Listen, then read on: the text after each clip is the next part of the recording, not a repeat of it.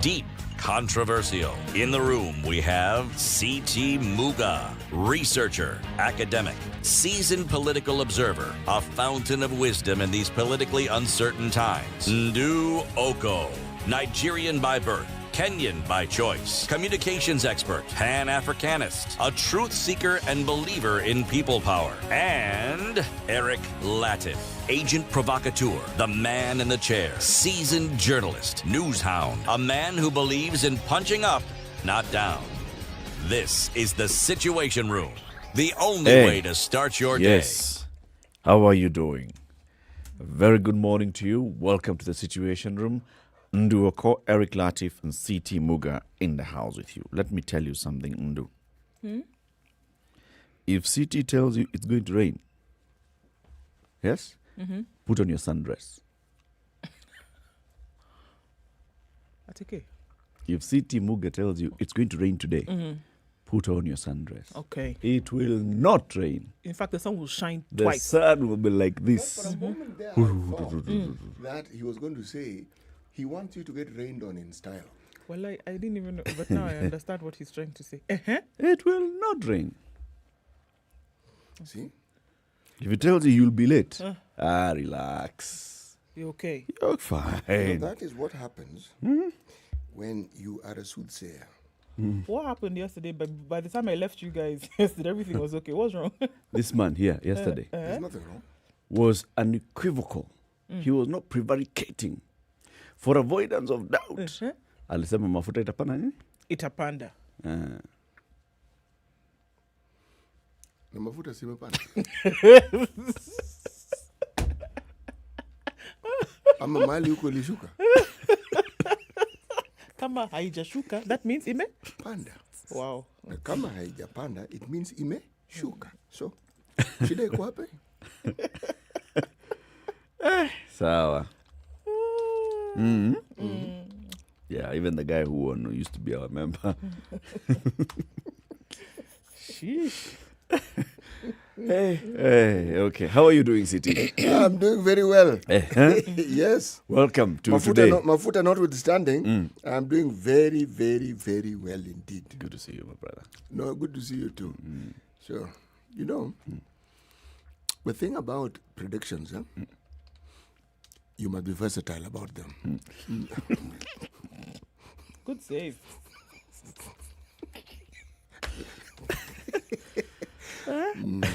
Don't tie it around your neck. No. Just wear it on your sleeve and wear it lightly. Wear it lightly. And should somebody tell you that you missed the mark, nod gently.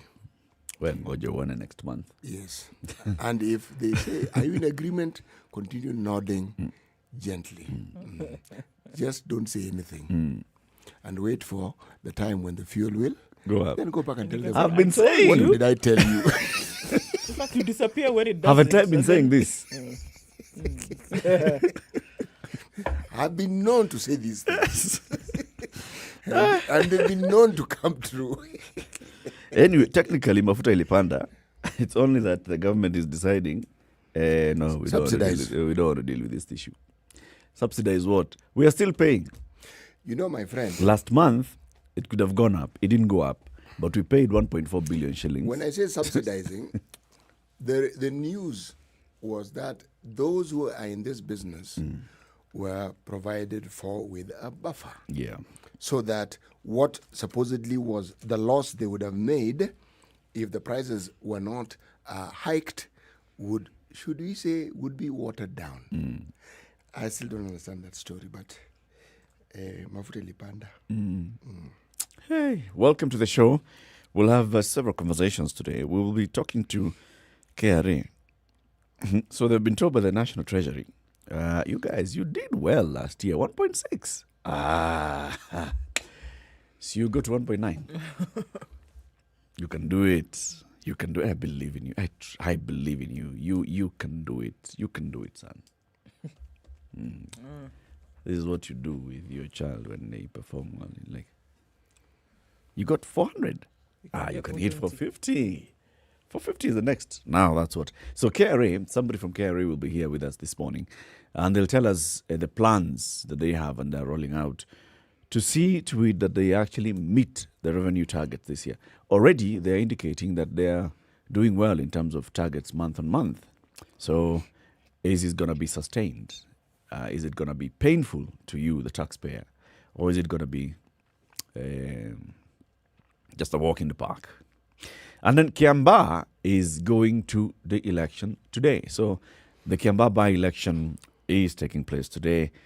Leading candidates, UDA, Jubilee, People's Party of Kenya, and an independent candidate are all out there hoping to become the next MP for Kiambaa to replace the late Koinange who died. What's going to happen there? We have seen, it's being billed as a battle between Uhuru and Raila again. Hasn't every election been a battle between Uhuru and Raila? Yes. Not Uhuru and Raila, and Ruto. And Ruto. Everything is now Uhuru, Ruto. So let's see how this one goes. And then we have... Even the Kiambaa one is Ruto and Raila. But of course. Ruto and Uhuru. Ruto and Uhuru. Yeah. Juja was Uhuru Ruto. Battle Royale So as Uhuru and DP the lock-ons. constant figure in all Is Ruto. is Ruto. Yes. It's good. Yeah. He's got some good PR people So Uhuru Ruto. because that man is getting serious press. Proper. It's very clear that he is in the race for next year's election. It is very clear. It is not clear who his challengers are. Well, we know one, Reuben Kigame. The others, they said, we don't know whether they're still in it. We don't know whether they're in the country. We don't know whether they left the country. We don't know. We know nothing. We know nothing, Jon Snow. Let's look at COVID-19 in numbers. Okay, so let's look at the COVID update for the country. 480 new cases yesterday from a sample size of 5,120. Gives us a positivity rate of 9.4%, still above what you're comfortable, according to World Health Organization's required. 5 recorded deaths, unfortunately, 148 recoveries, which is a good thing. Cumulative tests done in the country so far at 2,028,927. Total confirmed cases now stand at 190,180. Total recoveries of 180,080. And we're looking at cumulative fatalities of 3,737. That's what we're looking at in the country. And speaking of other news, because now most of the talk is around vaccines, Kenya is set to receive 1.76 million doses of the Pfizer vaccine from the United States government. Set to receive. Promise has been made. So the chairman of the COVID-19 the Deployment Task Force, Willis Akwali, who was with us the other day, confirmed that the United States administration are at an advanced stage for the delivery of the doses. So where they were not last month, they are now. It's an advanced stage. These are the ones he said will be coming in 2 weeks. The decision has been made. In 2 weeks' time, I expect 1.7 million doses of Pfizer. President Joe Biden had committed in June to donating the vaccine to countries that were experiencing shortages. So they're again announcing this vaccines of 55 million in number that will go to the CARICOM countries: Dominican Republic, Costa Rica, Panama, Afghanistan, Bangladesh, Pakistan, the Philippines, Vietnam, Indonesia, South Africa, Nigeria, Kenya, Ghana, Cabo Verde, Egypt, Jordan, Iraq, Yemen, Tunisia, Oman, West Bank, Gaza, Ukraine, Kosovo, Georgia, Moldova, and Bosnia. So the 55 million vaccines will go to these countries, as well as Colombia, Argentina, and Haiti. The arrival of the Pfizer doses should be pivotal in the ongoing vaccination exercise in the country, according to Akwale. And it's important so that all countries around the globe can be at the same level in terms of vaccination coverage. Okay. Also, in addition to that, remember there was what he said, the COVAX is also sending some Pfizer vaccines, 270,000. Yes. So these are the ones that are, just kind of on top of the 10 million that the government purchased, right? And because of now you're looking at more purchasing power within that 10 billion, or what was paid for it, you're now actually going to get 13 million. So this is outside of that number. These are donations that are being made by, other countries, but the ones that are being bought will come to about 13 million that are expected in the country by the end of this month. I guess a couple of weeks to that to see how that will be. A new Lizzie. Those AstraZenecas that America had kept in store, did they expire? I don't know, but June was the date. It was June. Uh, So now we are way past June, n'est-ce pas? It's possible. Then the other question is about this expiry, by the way. Now, it was June. Even the donations that were being given by the countries that had some extra is because they were approaching expiry date, and expiry was around June. But even today, there are facilities that are still vaccinating people. So those things, when are they expiring? That's a good question. When we saw the stories of Pakistan saying Palestine saying to Israel, thank you Israel. very much, but those things are going to expire. We don't need them. So it will be interesting to know, a date of manufacture to storage and how long they've been there. Will they still be effective? We forgot to ask that question of Dr. Wallace. Yes. And how far are we in tracking the fourth wave? Positivity rate? We're at a positivity rate of 9.3%. By all indications, you're not yet It had in gone the to fourth. past 10. Yesterday It was 13, actually. Yeah, a couple of days it was. Right now, we are looking at 9.3. So, from all indications, not yet at a fourth wave. But we're going to have quite some movement in the country in another 2 days or so, with schools closing tomorrow. Some have already closed.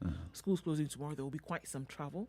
And then we will see, in a very short period of time, in just another week, all of these children who've gone across the country will then now be returning to school. So they close tomorrow and then they reopen the following Monday, the Monday after next, 26th.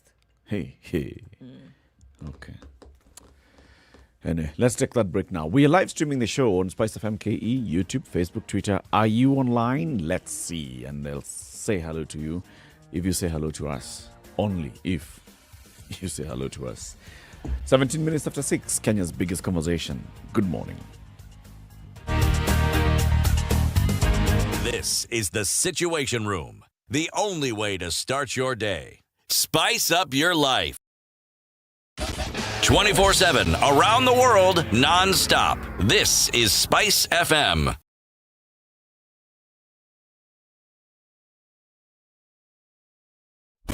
Classic soul, R&B, smooth jazz, neo soul, Slightly and warmer in Nairobi this morning at nostalgic. 16, highs of 22 and lows of 14. It's raining in parts of Nyeri, 14, highs of 20. 24 will be the high in Nakuru, where it's cloudy at 14. And cloudy conditions at 12 in Eldoret. We'll go to highs of 22. 28 will be the high recorded in Kisumu today. Clear conditions currently at 18. It's also clear in Kakamega at 16. We'll go to highs of 26 and lows of 15. 23 will be the low in Mombasa, which is what it currently is, with light rain in some parts at 23, highs of 28. 28 will also be the high in Malindi. It's raining at 24. Raining in Kampala out of Kenya at 20. We'll see highs of 25. Dar es Salaam is mostly clear at 21, highs of 30 and lows of 22. It's 3 degrees in Johannesburg, mostly cloudy conditions. It will be overcast for most of today, highs of 13.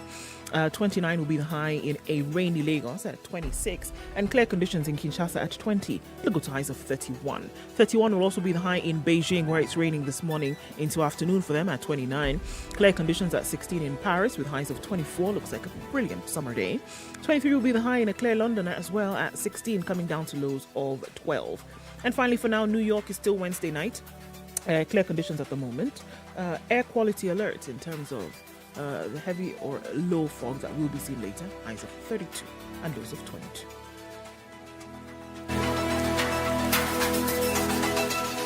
Sugar and spice and everything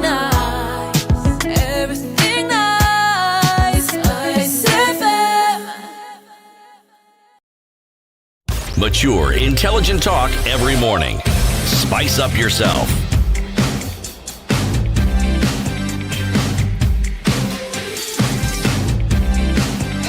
Mornings done right. 94.4 Spice FM, Nairobi. Right, so it is now 20 after 6. It is. Okay. Yeah. Who's online? Quite a number of folks online this morning. Karibuni nyote. Charity Minor says, good morning from Nakuru. Molly Yule says, pamoja sana. Edgar Adison is tuning from Malawi and says, love you guys. David Kiari, Hype Man #1, says he's tuned in from Subukia this morning with all his posse. Bade Ashley says also, good morning, tuned in from Machakos. Vincent Omondi says, hello to CT.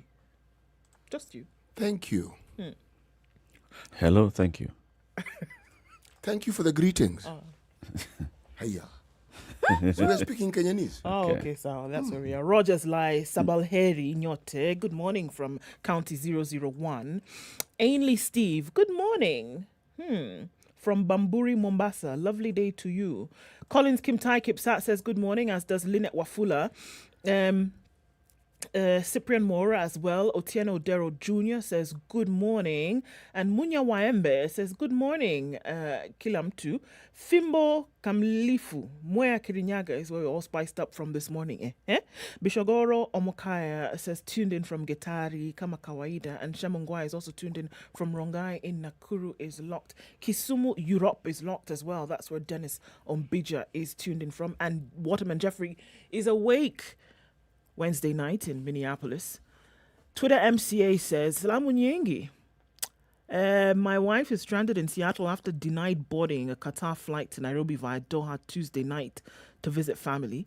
She's fully COVID-19 vaccinated and has negative rapid COVID-19 test, but Kenya requires and accepts only a negative PCR test.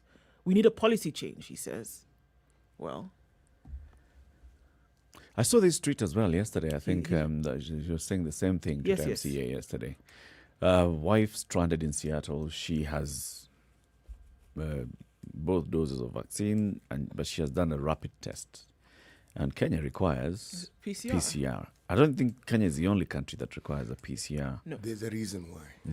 The PCR is a far more sensitive test. Yes. So one could argue that it is more definitive. Covers all the bases. Yes, it does. Yeah. So the insistence is for very good reasons. Yes. Well, Gilbert, if you can, just Get all the PCR tests. yeah, let her get the PCR test, because that's how she'll travel to many countries as well. Even if somebody was leaving, if you were to leave Kenya to go to Seattle, for you to board a plane at JKIA, PCR. If you were to It's leave for your Kenya, peace. go to Uganda. It's for your right peace now. of mind, You need a really. PCR test. Yes. It's for your peace of mind. It With, is. with a PCR test, you then don't ask yourself these many questions. What if, perhaps what? No, you don't. No. Indeed. CT, today's proverb? When the moon is not full, the stars shine more brightly. When the moon is bright. That is a Buganda proverb. So waiting for it to drop there. So, Baganda. It's a Baganda proverb. Baganda. When the moon is not full, uh-huh. the stars shine more brightly. Okay. There's no competition. No competition for the sun.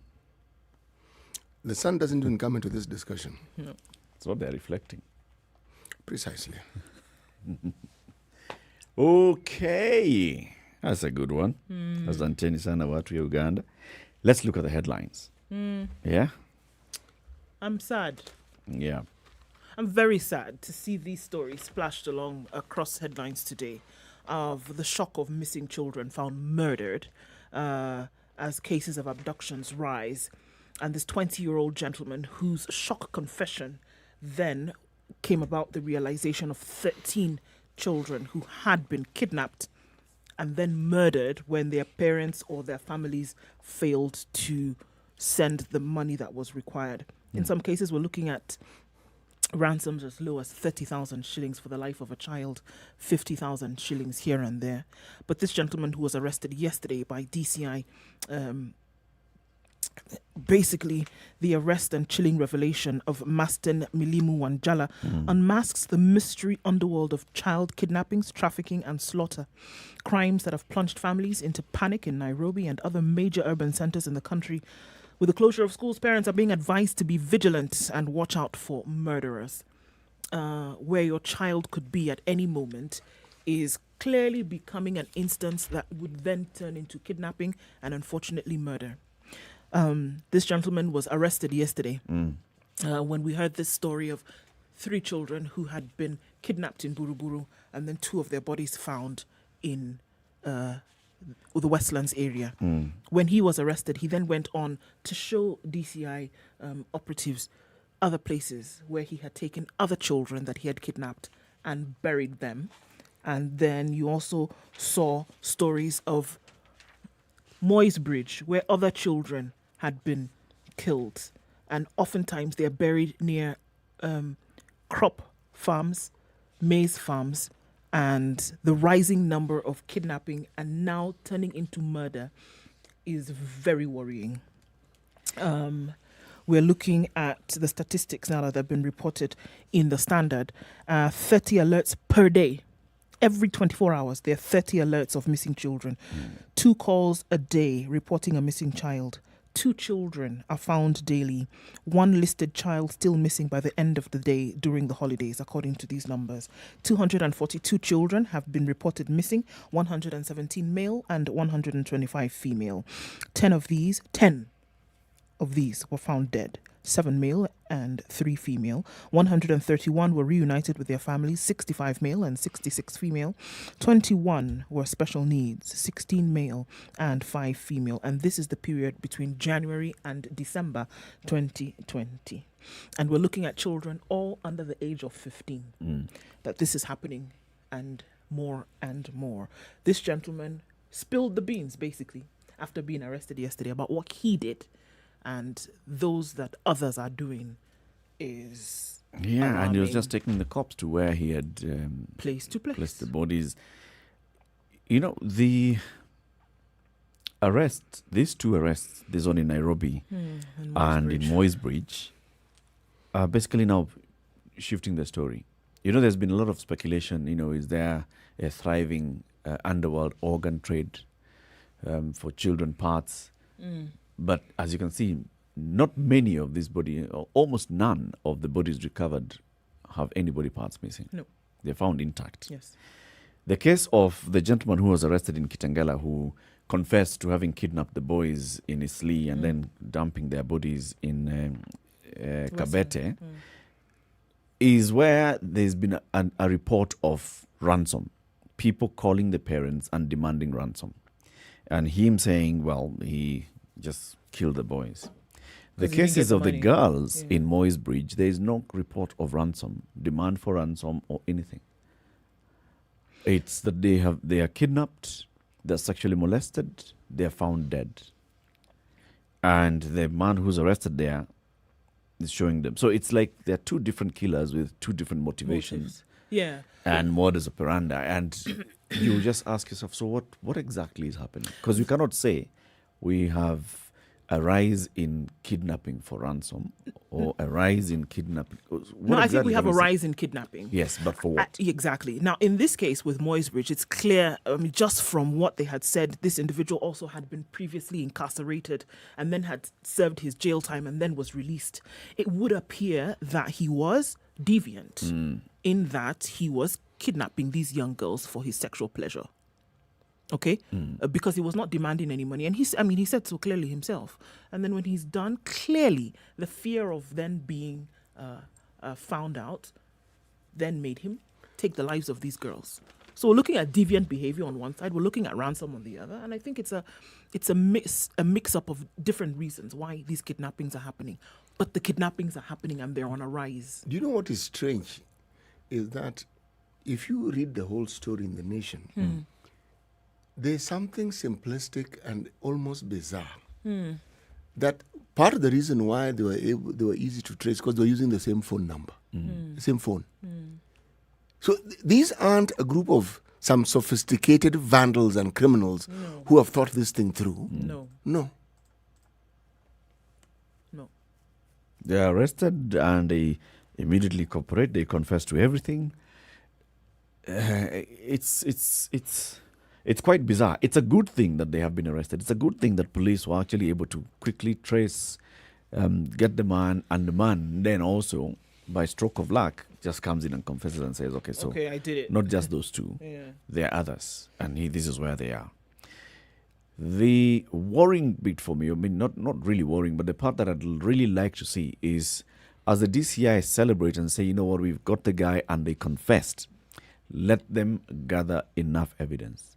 The case of Onyancha, who has several murder cases in court, and he also confessed in the same manner, taking police officers to places, where this is where I hid this body, this is where I arrested this, I kidnapped this one, I killed and hid the body here. One of the cases where he was initially convicted, on appeal, the judge says, well, the evidence produced here by the police, the investigators, is insufficient. That really it's not placing the person at the scene of crime and putting them as the perpetrator of this particular crime. You hope that in this particular case, the police will be able to completely, not just using the words, but also go further and have something more that they can go to court with and say, this is what happens. Because likely, when these two gentlemen are taken to court, they'll plead not guilty. So it will be upon you to now prove beyond reasonable doubt that they murdered the children. That's where the threshold is. It's beyond reasonable doubt. What I'm asking is it that these fellows that we keep seeing are the masterminds of all this, or are they just the front and that there are people who are behind it? If there was a connection, I would look at it and say maybe there's a network. Yes. And I'm also seeing it's being reported that way, but I don't see a connection between Moy's Bridge And Nairobi. and No, Nairobi. not together. Moy's Bridge and Nairobi. What I'm saying is, you see, look at the way this gentleman was arrested. This person was arrested. Okay? A simpleton. I mean, this fellow arrested, this is what I did, this is where I went, and I'm thinking, Immediately, yeah, so, is he a front man for somebody yes, else? the simplicity with which he's going about confessing and talking about it, I'm asking myself, the process of kidnapping, this is not a 4-year-old, a 3-year-old whom you can carry, a 12-year-old, a 13-year-old, okay? And it isn't one person. And even transferring the bodies, Yes. taking on So all the way shouldn't to that be the Kabete. worrying thing? How did he transport the body to Kabete? Did you kill Yes. the How? bodies in Kabete? Did you travel with them and then kill them there? What? That should be the worrying thing. That somebody can so simply tell what they've done more times than one, as though it were nothing. It is. Let's take a break at 27 minutes to 9. How are the roads looking like this morning? That's what we want to find out. And as we do that, reminding you to visit the business website, standardmedia.co.ke/business. That's standardmedia.co.ke/business. Many people like business news. If you want business news, financial markets, news and technology, real estate, with some podcasts as well that can help you, talking to serious people. Like, business podcasts, Uchumi na Biashara. Other interviews with CEOs and people who have run businesses and what they've experienced. Just visit business. That is standardmedia.co.ke/business. Good morning. This is the Situation Room, the only way to start your day. Spice up your life. 24/7, around the world, non-stop. This is Spice FM. As the Kenyans are roared into the home straight here. 4 Kenyan queens have lit up this balmy Bahamian night. It's where the rivalry is unmatched, where the soul meets the track, where the great are distinguished from the good. An arena where the records are broken. A new world record. It's not just been beaten, it's been obliterated. A stage where the legends are born. For Team Kenya, the Olympics is more than just a sport. It is our tradition. It's an event that has put Kenya on the roadmap. The Standard Group lets you watch every minute and every action live in the 2020 Tokyo Olympics, because we live for Team Kenya. We live for the game. At Standard Group. Okay, so they put a Sports roadblock on Limuru Road today at what is being called Oklahoma Ruaka, and so plan for inbound delays today. We're not sure. It wasn't there last night, that's for sure, when people went to bed. Waking up this... Huh? It's the election that's stopping everybody from moving. All right, the Athi River intersection through to Mlolongo is at a standstill this morning. Survival for the fittest now is what is being called as well. Something is blocking the road at the Weybridge at Mlolongo. There are quite a number of, we know, trucks trying to get into the Weybridge, but there's something else going on. Please do tell us. It's flowing very well, however, Roy Sambu, up to Muthaiga at the highway, not an issue there right now. So let's keep an eye on things. It's a cold morning along Namanga Road going towards Kitengela, and so we see poor visibility there. Mombasa Road, no. ICD route going towards the southern bypass is going to take some time to get out of this one. So it looks like we've started off Thursday morning with a bang. Hopefully, we'll be able to get through without too much of drama. SpiceFM KE, that's where you can talk to us or text on 40127 as much as possible. Let's keep things moving this morning. Spice FM, Malindi. Mature, intelligent talk every morning. Spice up yourself.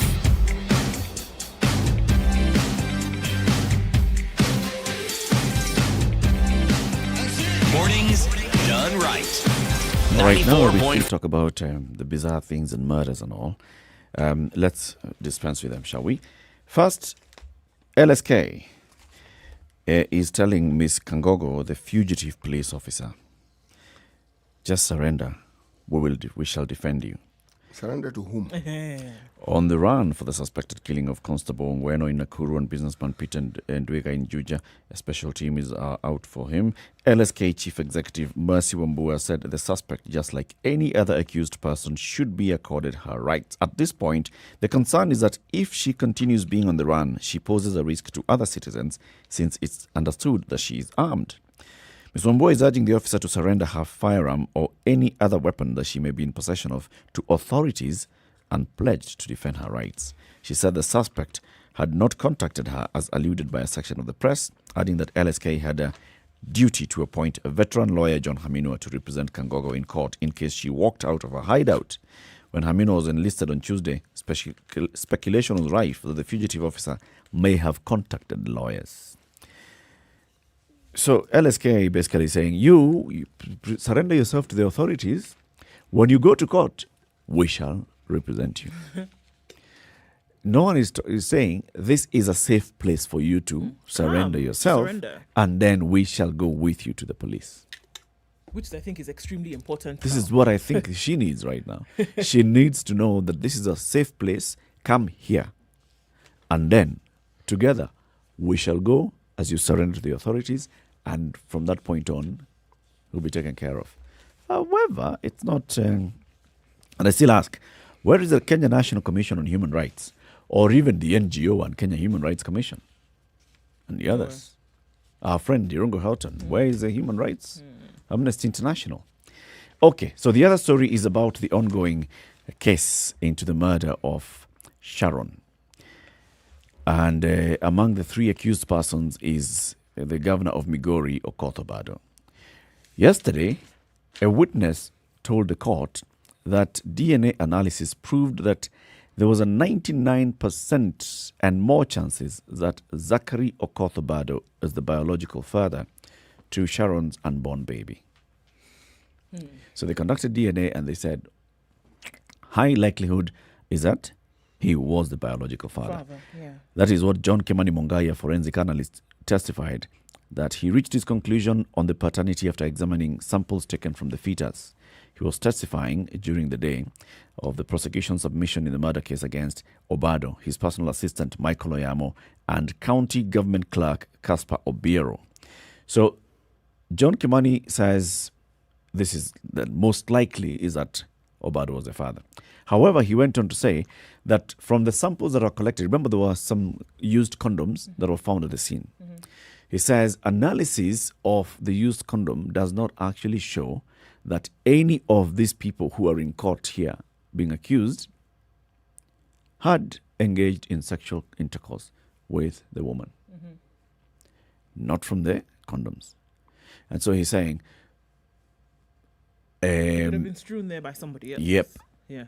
It's possible that the killer is out there, or it's possible that the person who actually committed the murder and also sexually assaulted Sharon could be out there still on the loose. Or it's possible that these condoms are also just planted here. Yeah. Okay? That's one. Of course, the questions that, will be asked by defense lawyers is, all right, so it's okay, Obado is a likely father of that child, but was Obado on the scene? Can you place Okoth Obado at the scene of crime? Remember the questions that his lawyers were asking, Professor Ojienda and the others? They were asking, okay, number one, is it possible that, they were asking the investigator, is it possible that she was murdered elsewhere and her body brought here? And the investigator said no. All evidence shows that she was murdered at the scene. Okay. Okay. The next thing is, place my client there at the scene of crime. You're accusing my client of murder. And you're saying that she was murdered in this place. And you're saying she was murdered here. So, 2 plus 2 would be 5. 1.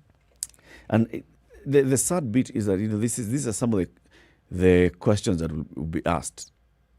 And in the end, you may find a judge saying, you know what, from everything that's been adduced here, there is reasonable doubt. Because that's it. Reasonable doubt. You just need one. Reasonable doubt that the person was involved in the murder or committed the murder. And that's it. So, who killed Sharon? Oh, all the best to the prosecution team. What are you looking at, City?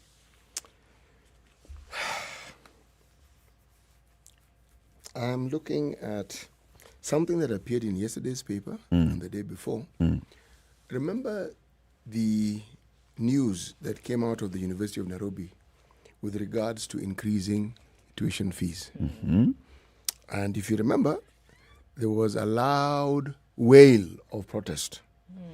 Well, the protest took to the streets, and under the umbrella of the Medical Practitioners and Pharmacists and Dentists Union, there were people who were protesting yesterday. Of course, they were scuttled by the police and what have you. You see, I am sure the body within the university that determined that this was the way to go have very good reasons. But if you look at the situation that we are in right now, and you're talking about the economic pitfalls that COVID has brought with it, then you look at the country and you look at just the revenue collection mechanisms that the government has set in place and how it's having a toll on the citizenry. And then you come up with an idea, no matter how well thought, that you want parents to pay more. The only question I can ask, what do you expect is going to happen? And there were so many things going on at the same time. A couple of months ago, we saw that in terms of what students were able to access for help, they probably would not be able to access that because help also was not getting what they needed from the National Treasury because of this same cash crunch that we're looking at. So there are students who were depending on some kind of financial assistance to be able to continue their university studies. At the same time now, it was not enough then with the current amounts that they had to pay. Now you're almost doubling these fees that they have to pay over a year. It was, like you said, it probably had taken in considerable justifications, but the timing was wrong. What would you do? I would make, if you must have an increment, I would look at measured incremental stages, because this increment that we're looking at is double the fees that they're paying at once. So here's the thing. I mean, it's not that the government has reduced its capitation to the institutions. No. It's the realization that these institutions need more money to operate. So what would you do? Unfortunately, this is not a situation that one can provide an easy response to. And that is why I was talking about it very gingerly. I'm not pointing an accusing finger in any direction. I'm simply saying that a decision such as the one that was made, in the circumstances that we find ourselves in, the outcome is very likely to be unfortunate as well. Because people will respond and they will react. Because essentially, if to study you need to pay this money and you can't pay the money, it equals you will not study. Yeah. This is a government institution. All right? These are government institutions. Yes. If the government can owe foreign banks and IMF money, let the university owe the government. Okay? Let people study.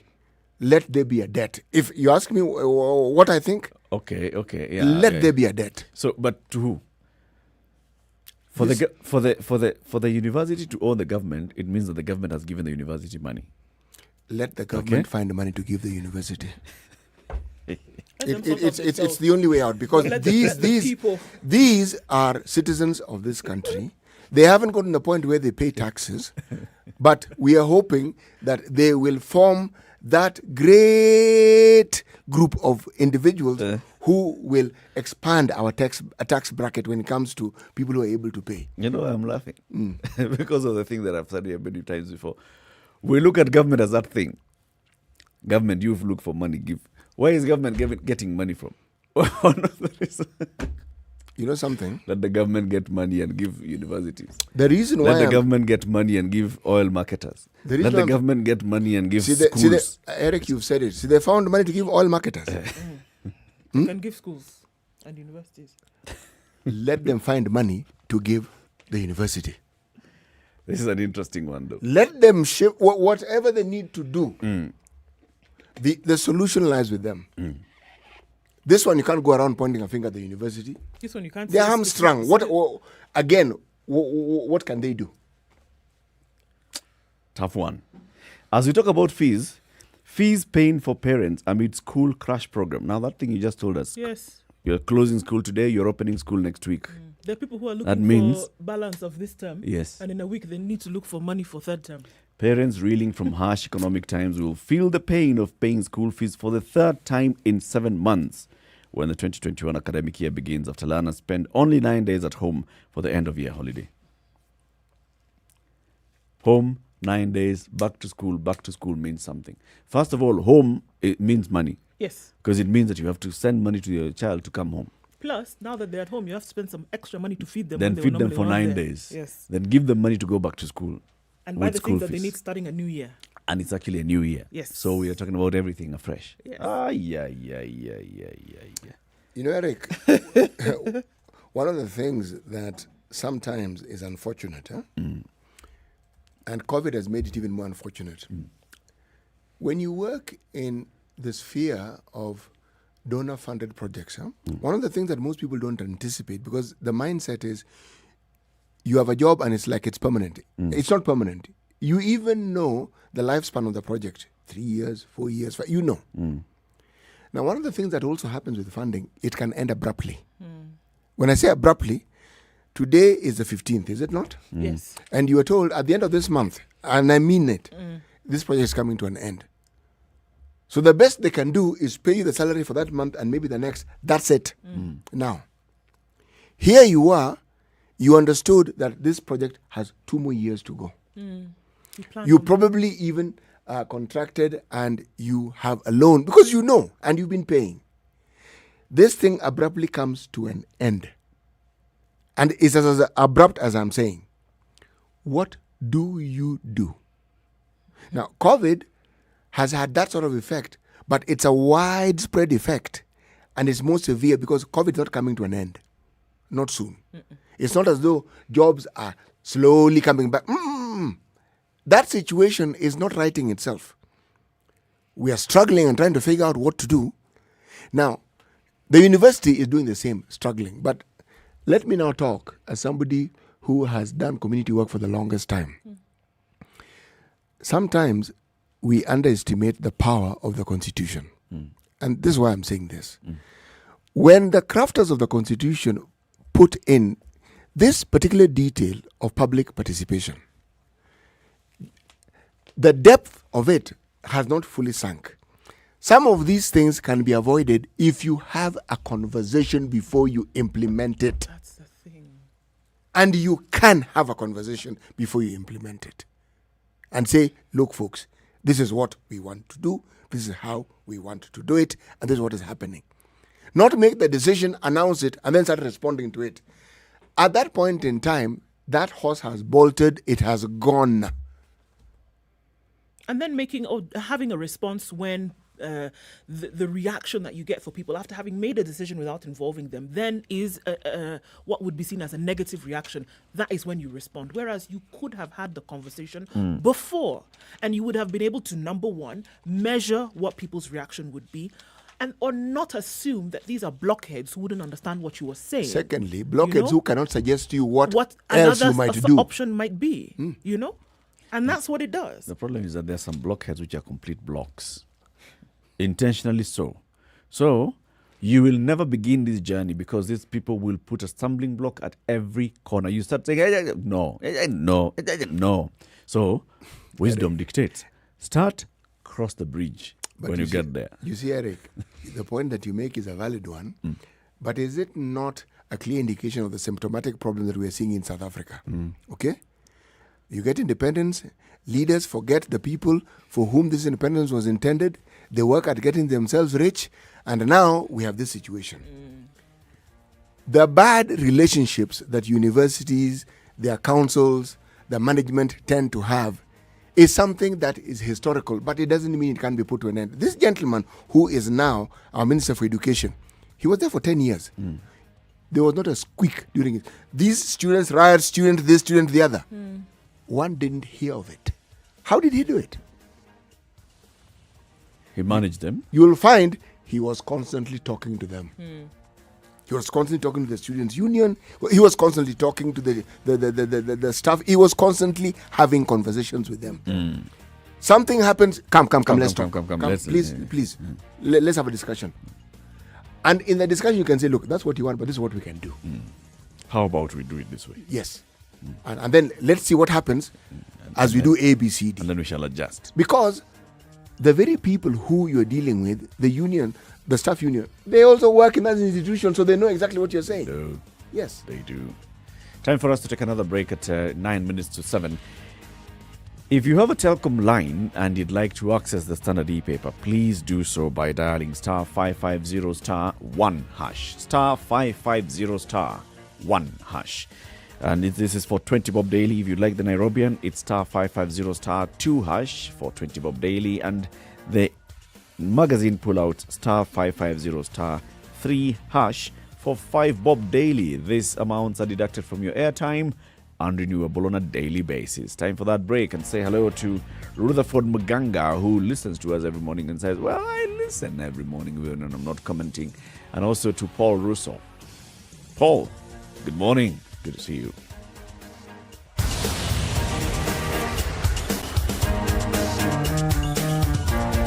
SpiceFM. Hey, it's getting hot in here. The media has greatly contributed to the moral rot that we experience in this country. I remember a senior politician telling me, point blank, nobody steals in the field, it's stolen in the granary. So my friend, if you're going to win an election, jipange kwa granary. I think we are suffering from Stockholm syndrome.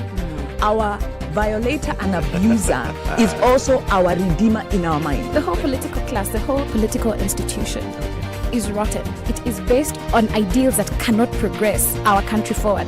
This is the Situation Room, the only way to start your day.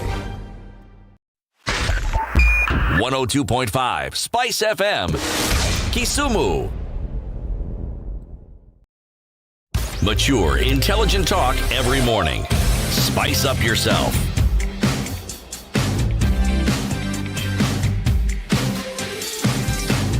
Five minutes to 7. Okay, so county workers ordered to give up 61 million shillings. A Mandera County government employee 61 has or 62? 61 million. These papers count differently. Business Daily is counting it at 62, but anyway, go on. 61.925. Round off to the Please, nearest. carry on. It is above 60. Voila. Okay, so the okay, a Mandera County government employee has been ordered by the anti-corruption court to surrender 61 million shillings he claims to have been made while doing what? Business. Please guess. Huh? Just guess. I saw the story. Oh, so you can't guess. I can't guess. He was selling nyuki. Honey. Asali. Yeah, I know. The people call it nyuki now. At least I know that one. He was selling honey, 61 million. Justice Mumbengoge, now a Court of Appeal judge, found that Abdi Mohammed Ali's explanation on how he got the money he had banked in 2 accounts was not believable. I wonder why. She said Abdi's wealth was a proceed of crime and not to be handed to the state. The Asset Recovery Agency had sued Abdi and his wife, Saida Sheikh, arguing that they had acquired their wealth illegally. Abdi is a director of livestock production in the county. He said he had made the money through the sale of honey and animals. The respondents have not been able to demonstrate that they have a legitimate source of funds. Such funds are therefore not protected under the constitutional guarantee under Article 40. Their forfeiture to the state does not therefore violate the constitutionally agreed or rather guaranteed protection of property. So according to documents, the couple have 12 children and an equal number of grandchildren. Lawyer Gituri Abdi argued that Abdi shoulders the cost of schooling 10 children who are in secondary school. Sheikh, on the other hand, is contented being a housewife. Abdi had told the court that he is diabetic and is also battling cholesterol, which requires him to visit doctors who help him stay alive. He also runs an unnamed family business which requires him to pay suppliers and employees. Despite all these needs, Abdi and Sheikh operate 2 bank accounts whose cash they have never touched. The said bank accounts receive suspicious cash deposits in Kenya shillings, and the funds are suspected to be stolen and or fraudulently acquired from Mandera County by the respondents, their agents or representatives, and deceitfully deposited in their accounts. So according to Justice Mumbengogi, 61 million, you will not remain with this money. We can't clearly see how you made this money. Whether you were selling the Sugar. bees, the Nyuki together with the asali, we cannot see. Honey. The combs and everything, it doesn't make up for And then the there's some amount of money in some that you accounts have where that he they and don't his wife, touch. they don't even touch. It cannot be from the sale of honey. Honey. Why? Could be. No. Justice Mumbengogi says no. Honey. No. This is quite... it's a big win for the assets recovery. I think the assets recovery should actually now tell us how much money are you collecting per month? Even when KRA person comes, we'll ask her, how much are you getting from asset recovery? Is that revenue? Is it counted? But you know, perhaps a better way, well, not a better way. I guess the legal way of going about the business is what they have done.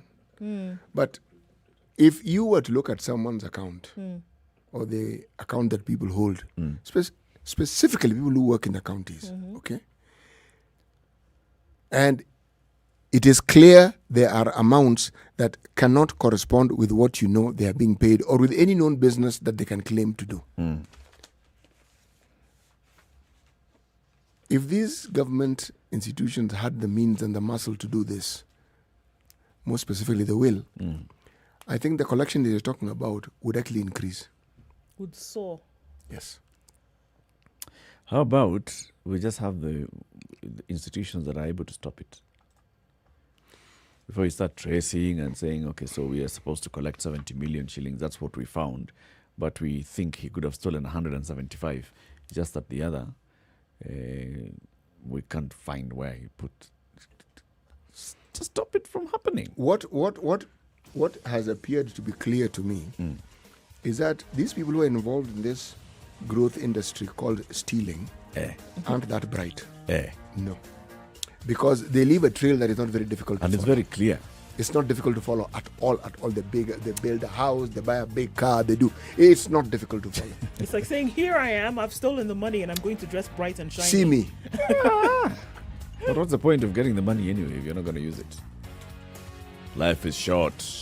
Live it up. Soft. And then go to jail. Soft life.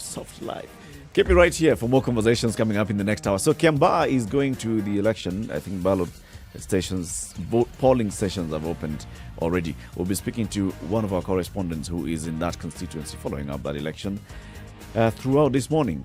Good morning. It's now 8 a.m. 7 o'clock.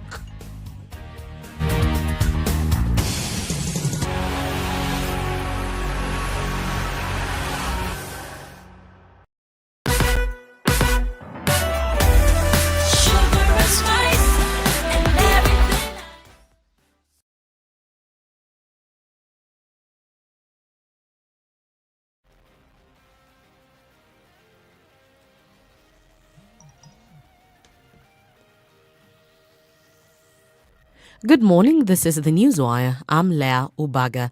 Voters in Kiamba constituency and Muguga ward in Kiambu County are today electing their leaders. Polling stations have already been opened and voters have begun trickling in. This comes as the Jubilee Party has dismissed allegations that its candidate for the Kiamba constituency seat, Kariri Njama, has withdrawn from the race. In a press statement, Jubilee Secretary General Raphael Tuju said the allegations that were being spread by their opponents. Kariri Njama will cast his ballot at around 10 a.m. will cast his vote at around 10 a.m. at Gashie Primary School. However, UDA candidate Njuguna Wanjiku won't vote as he isn't a registered voter in the constituency. Njuguna is said to have registered in Limuru. Constituency returning officer Peter Mwigai has warned those who plan to violate the elections. In case, the polling starts a bit late because of unseen circumstances, instead of starting at 6 o'clock, it starts like at 6:20, then the closing will be increased by 20 minutes. So we'll have to recover for any lost time. So there is no term as a super agent in our election laws, and we will not allow those super agents. DCI detectives have linked a cartel to the killing of children in Nairobi and Uasin-Gishu. The DCI says the suspect, based in Moi's Bridge area, are believed to be behind the killings in Nairobi County between 2019 and 2021. This comes after a suspect arrested on the 16th of last month confessed to being involved in the killings and even showed officers where he was throwing bodies. Evans Wanjala was arrested after CCTV footage that caught him accompanying a 13-year-old girl, Linda Chereno, who was later found dead. Meanwhile, here in Nairobi, police continue to detain 20-year-old Masten Milimu Wanjala, who has confessed to killing more than 10 children. The suspect led police to Kabete area where the body of 3 children were found. One of the 3 was identified as Junior Musyoki, who went missing from his home at Biafra Estate Street in Isili. Here is Musyoki's father. Kama kuna mtu alishikwa na ameshika huyo mtoto wangu akamfanyia hiyo kitendo, achomwe ama aishi kabisa. Nikatafuta pia mpaka nikakuja mpaka huko. Nikaanza kutafuta. Kupika report kwa station na kuna namba ilikuwa inapigwa, ilikuwa inaitisha 50k. Sasa hiyo namba nilifanya nikuje mpaka hapo. Achomwe ama aishi kabisa. Taki aonekane mtu yani mtu aina hiyo. And finally, DPP Nudin Haji says he'll challenge the decision of the Nairobi High Court seeking to set aside his office decision on a case against LSK President Nelson Havi even before one has been made. The DPP said it received a duplicate file from the DCI relating to an assault charge against Havi. That's the Newswire. I'm Leah Ubaga.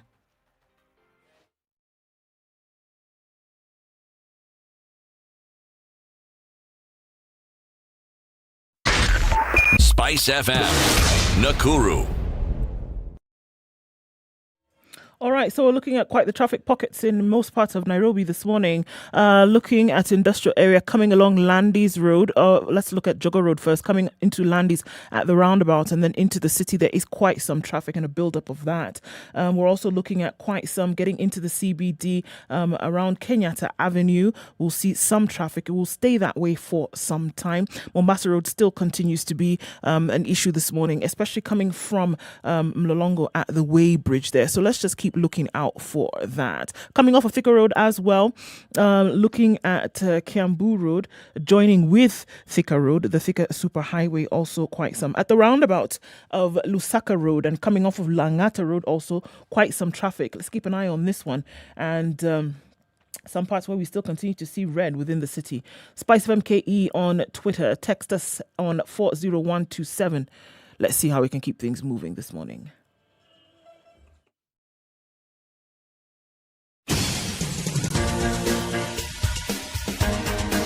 This is The Situation Room, the home of hard-hitting political commentary and penetrating insights about the state of the nation. This is a talk radio experience like no other. The Situation Room, a place for hard truths, debates, and elevated conversations. The Situation Room, witty, political, engaging, deep, controversial. In the room, we have C.T. Muga, researcher, academic, seasoned political observer, a fountain of wisdom in these politically uncertain times. Ndu Oko, Nigerian by birth, Kenyan by choice, communications expert, Pan-Africanist, a truth seeker and believer in people power, and Eric Latif, agent provocateur, the man in the chair, seasoned journalist, news hound, a man who believes in punching up, not down. This is the Situation Room. It is the only way to start your day. To you, wherever you tuned in, welcome to the second hour of Kenya's biggest conversation. This is the Situation Room. CT, today's proverb. When the moon is not full, the stars shine more brightly. When the moon is not full, the stars shine more brightly. Holding back some of her shine to let the stars do their thing. And as Eric pointed out, anytime you think of the moon shining or the stars shining, remember, they are actually reflecting Lausanne. Yes. Or is it Lausanne? It's Le Soleil. So it's borrowed shining. Leased shining. Not theirs. No, not it's really. the sun shining through the day. They are shining. And then it's it just not their delegates its light. shine. They are shining. It's just not their light. So when you reflect, you are shining. Yes, you are. Okay. Then they are reflecting shiningly. The mirror is beautiful, it's just not its beauty. Eric, the mirror is just the mirror. No. Taking this argument to its logical conclusion. Voila. Okay. Logical conclusion. Hiya. Daniel is saying, that story we were talking about, the county worker who was selling honey and he made quite a tidy sum of money. The honey is political honey. It's proceeds of corruption. So Kiambaa voters waking up to go to the ballots today to pick a new member of parliament, member of the National Assembly. Candidates who are in this particular race. There's Kariri Njama of Jubilee, Jogona Wajiko of UDA, Geshia Evans Wainaina of People's Party of Kenya, Kamau Willie Mbogwa, independent candidates. There was a lot that was happening yesterday. At some point in the night, some guys decided to go ahead with misinformation and not disinformation and send out information that the Jubilee candidate has decided, Chaikai, and withdrawn from the race. And a lot of work had to be done by the Jubilee party to have to come and say, no, our candidate is right there. He's in the race. He's here to win it.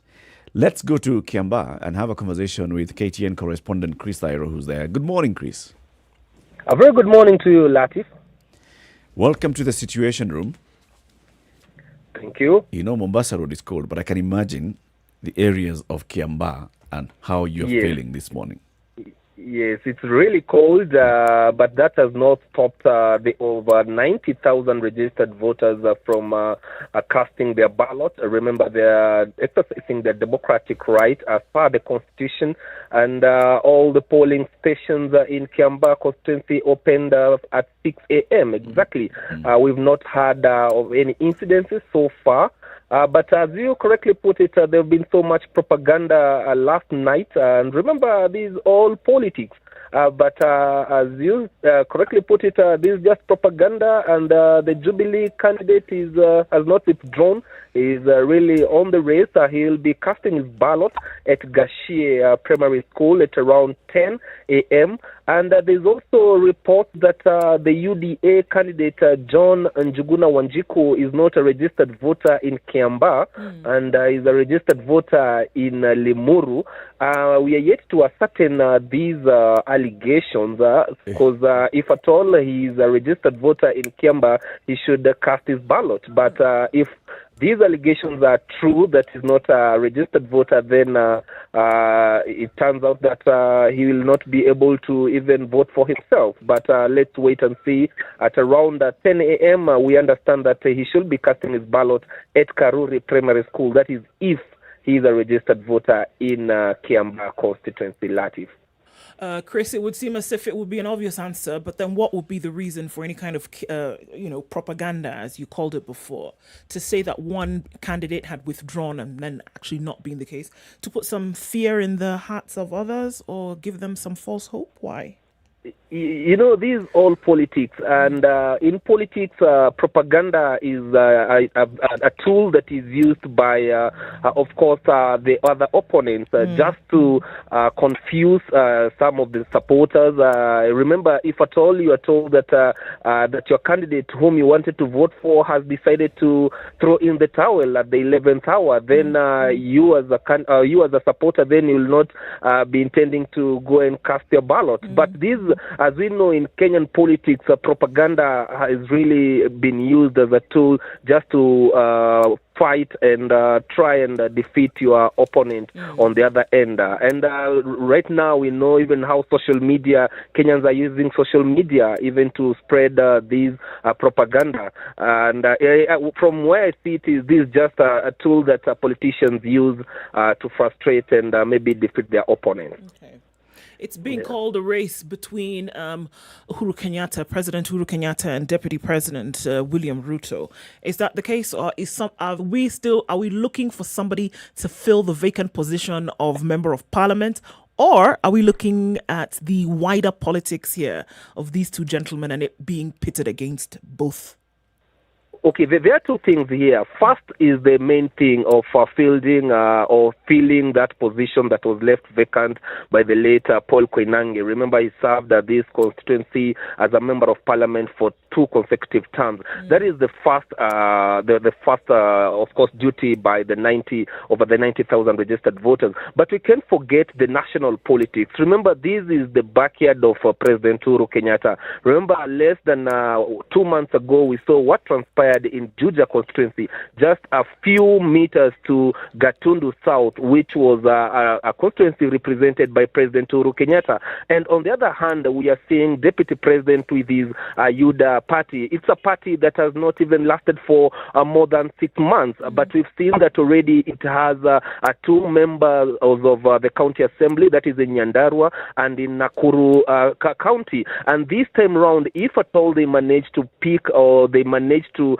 trounce the Jubilee candidate, then this goes a long way in indicating how UDA party has continued to gain traction and support at the grassroots level, especially in Mount Kenya region. And Mount Kenya region has been a region that has been perceived that so far we've not seen someone who will be outright coming to contest for the presidential seat as coming from the Mount Kenya region. We know that President Uhuru Kenyatta will be retiring from office in the next less than 13 months to go after Kenyans go to the polls. And so if at all UDA takes this position, these parliamentary seats, then it shows that Jubilee is losing traction in Mount Kenya region. Remember, it's more of its base is from Mount Kenya region. And if at all UDA continues to reap from Jubilee, then this goes to show that come 2022,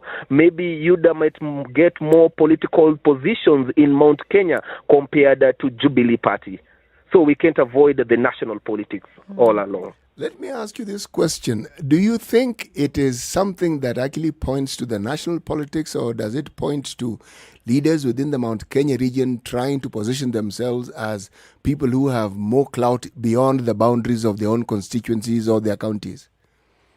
I think it's you look to see it like 2 sides of the coin. On one hand, of course, politicians from Mount Kenya would like to see whether these party that has been not survived or has not been in circulation for or has been in circulation for the less for not more than a year, is it really gaining traction in Mount Kenya? So if you are a politician, then you'd like to associate yourself with such a party. But if at all they will not be making it, and Jubilee continue to maybe hold their support at the grassroots level, especially in Mount Kenya region, then as a politician from Mount Kenya region, of course, you'll be siding yourself, or maybe you'll be aligning yourself with Jubilee Party. But on the national aspect, away from the Mount Kenya region, of course, if UDA pick this seat, of course, it will also send signals from the other different counties in Western and of course the Rift Valley region,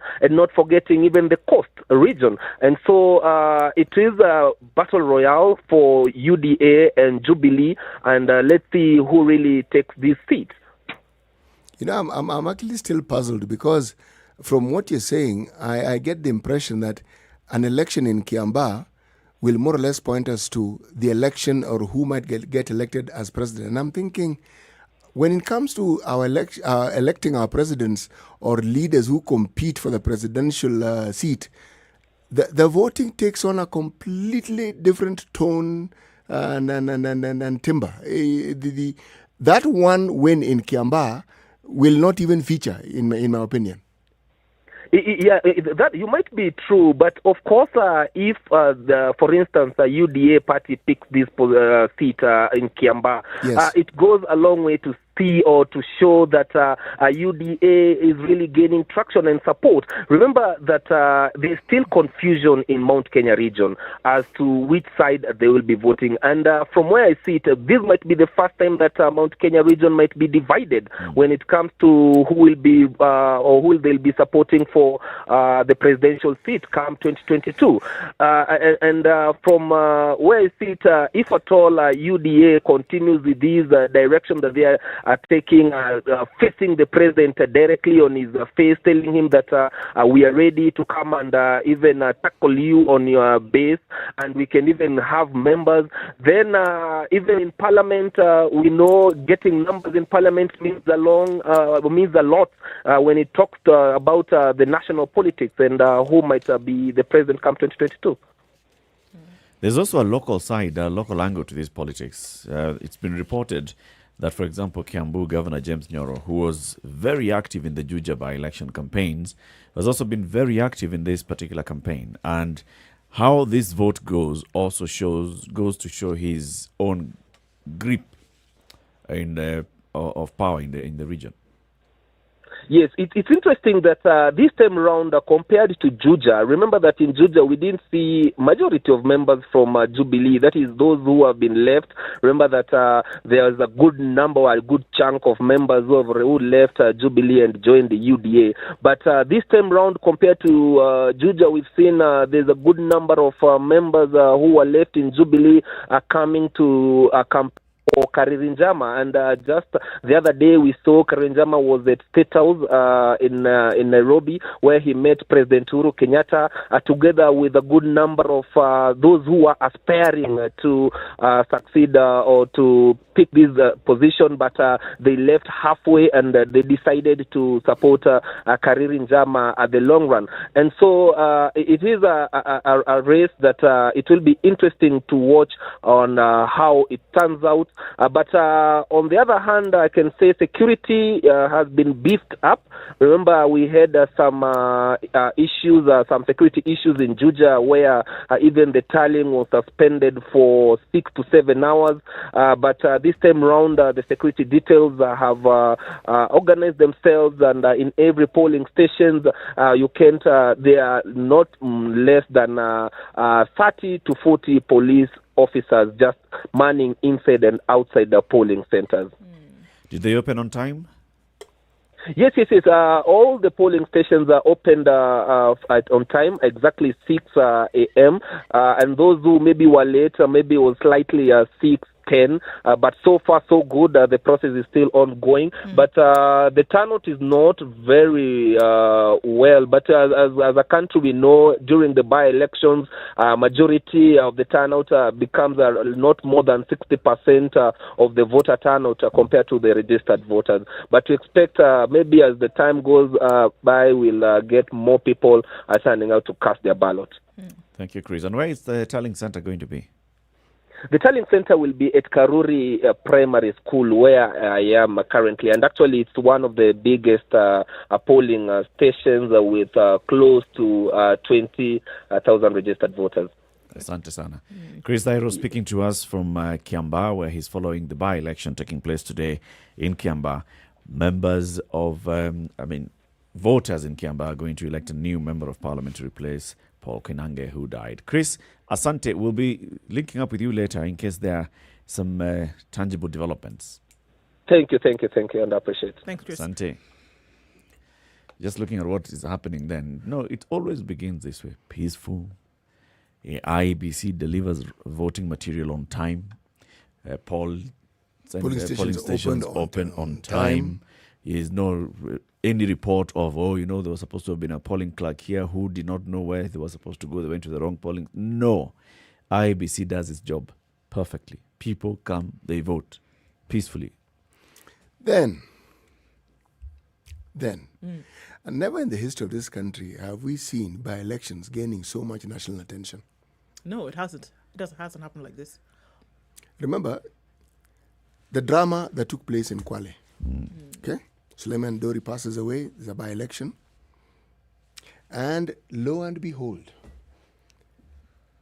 But the interesting thing is, and then we went to Mumias. Okay?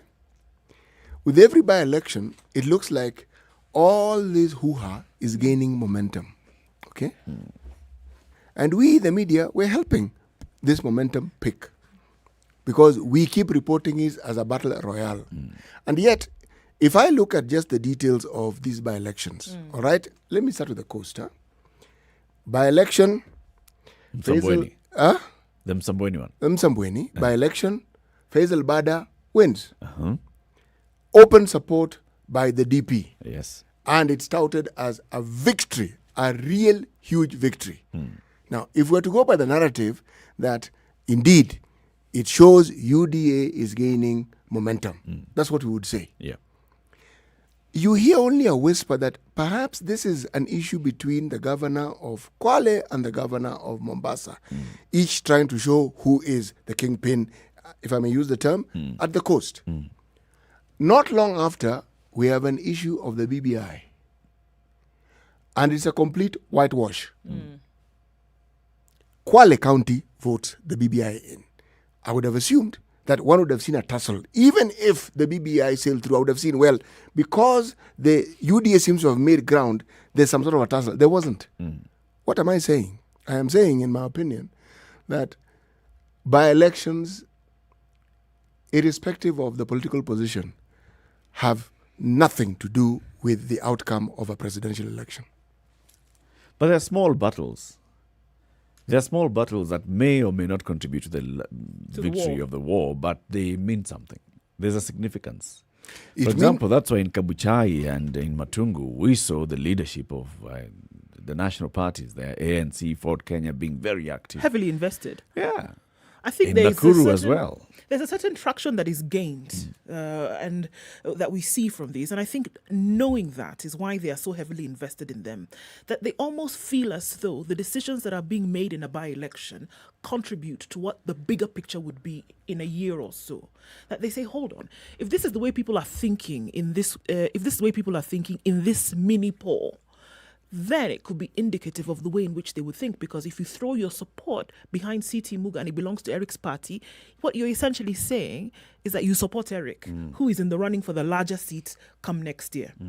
So I think it does gain in terms of traction, whereby it helps you as an individual or as a party who is running or gunning for the top seat, because you know, all right, so they like us, number one.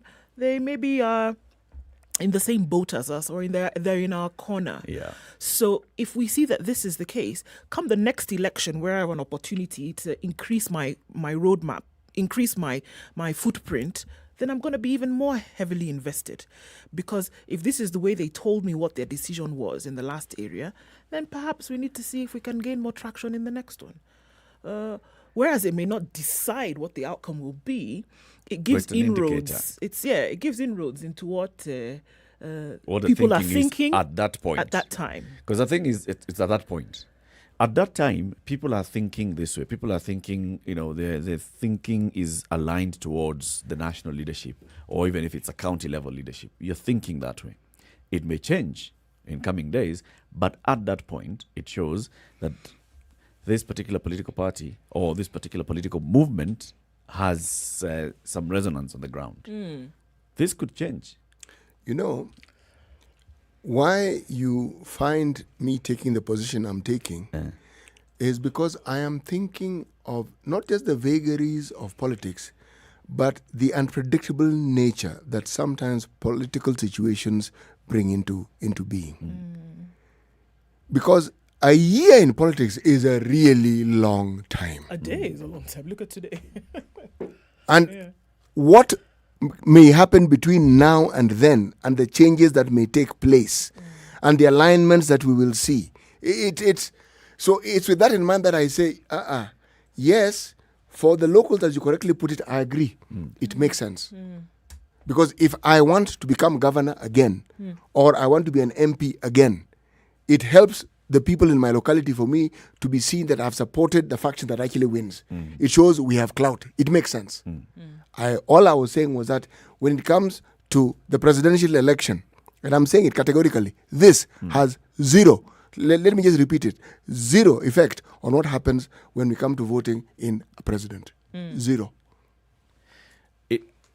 I hear what you're saying. I think what it does is, because it's indicative of the thinking of the people in that constituency at that time, then it helps all campaigns to know. So this is how people are thinking. This is how people are. It helps even shape movement going forward. If you lose in this election, if you lose in Juja, for example, you just heard from Chris, because of the loss in Juja, Jubilee has gone and restructured and re-strategized and said, Kiamba, we are sending more guns. For Kiamba, we are sending more guns.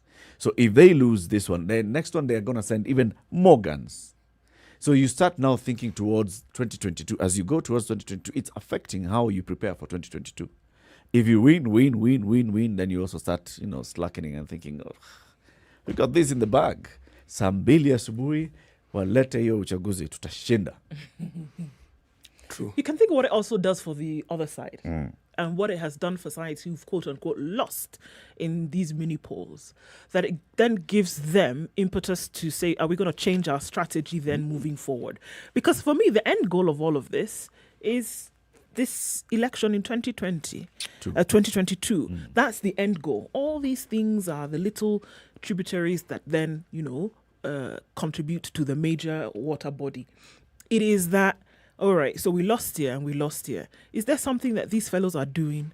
Or is there something that is being resonated with that maybe we need to then change that? Yeah. So I think it does two things. Or are people reacting against us because of something? Because what of can something, we or change? because of someone.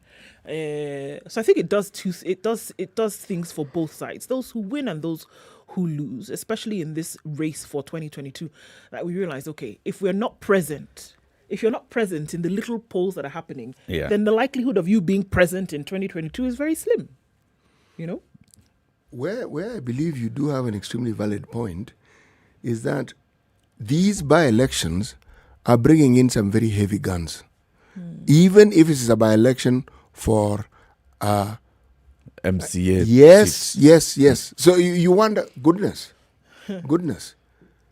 It's attracting this sort of firepower.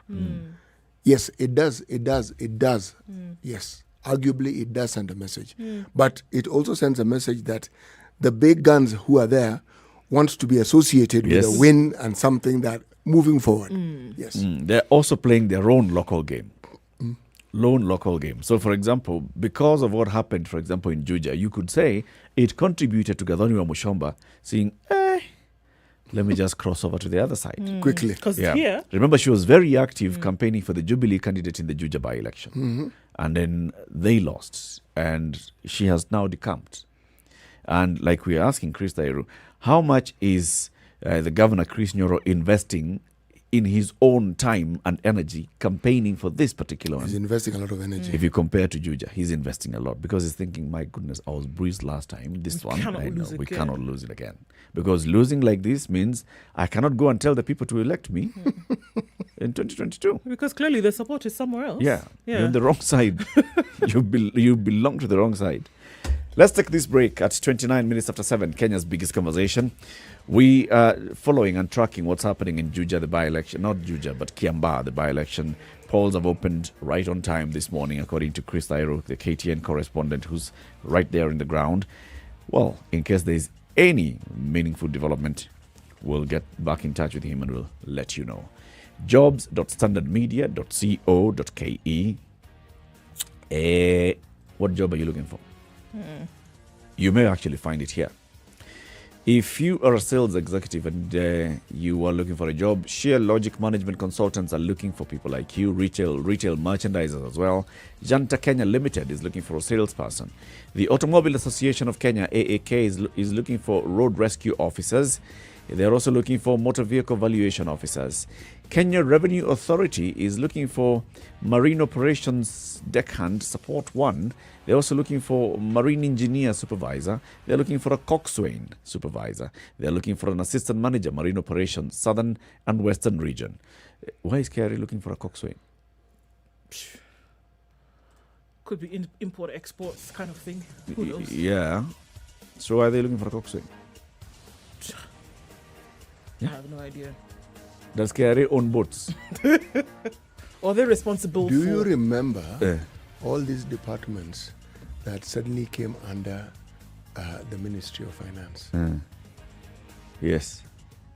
Yes. So what that means is that think the port, think ferry services, think railway, KRA, pipeline, think railway, yes, think pipeline, yes. Yeah, I can see. The ports, Kenya Ports Authority, Kenya Maritime Authority, I can see a coxswain, dereva wa meli. Kenya Revenue Authority, watafuta dereva wa meli peleka wapi? I'm hoping that it's a mistake. Maybe not. Maybe not. For example, marine operations, for assistant manager for marine operations, there you can say maybe marine operations, they observe and in terms of checking for. But dereva wa meli, I don't know. We'll have a guest at 8 o'clock from Kenya Revenue Authority. And they'll explain this. We'll ask her. Good morning. This is the Situation Room, the only way to start your day. Spice up your life. 24/7, around the world, non-stop. This is SpiceFM. Do your callers frequently ask you what stories made the news headlines? Introducing the Call Bulletin, courtesy of Skiza. You can now keep your callers informed and up to date with the latest news updates from KTN News, courtesy of Skiza. Dial star 811 star 795 hash to subscribe today. Set the tone with Skiza. Losing a loved one is never easy. The lingering memories, the what-ifs, but in all the gloom, we find ways of celebrating them. And here at the Standard Tributes, we aim to give your loved ones that befitting send-off. Visit www.standardmedia.co.ke/tributes today and post your loved one's tribute. In addition, get access to funeral services from our trusted vendors. The Standard Tributes, keeping memories alive. Thank you. The political class, the contestants, everybody is trying to outsteal the other. Remorse is not taught in any school. Manners is something you get from your mother. You don't get it from your political party. Why are we so unfocused as a country? Why are we spending money and resources, yet we have real challenges in this country? This coronavirus pandemic should teach us one thing, that universal healthcare is critical. Because at this point, whether you have a medical card that covers you, it doesn't matter. It doesn't matter. This is the Situation Room, the only way to start your day. Cloudy in Nairobi at 15, highs of 21 and lows of 14. Light rain in parts of Nyeri at 13, highs of 20. We'll see highs of 24 in Nakuru. It's mostly cloudy at 14. 22 will be high and mostly cloudy Eldoret this morning. It's cloudy at 19 in Kisumu with highs of 28. We'll see lows of 19. Sunny at 18 in Kakamega, highs of 26. Highs of 28 in Mombasa. Light rain at 24. It's raining in Malindi as well at 25 with highs of 28. It'll come back to lows of 25. 19 will be the low in Kampala. That is raining this morning. It's sunny in Dar es Salaam at 22 with highs of 30, and we'll see highs of 12 in Johannesburg. That's mostly cloudy at 4, coming down to lows of 3. Light rain at 25 in Lagos. That'll be the low for today, going to highs of 29. 31 will be the high in Kinshasa. That's clear currently at 18.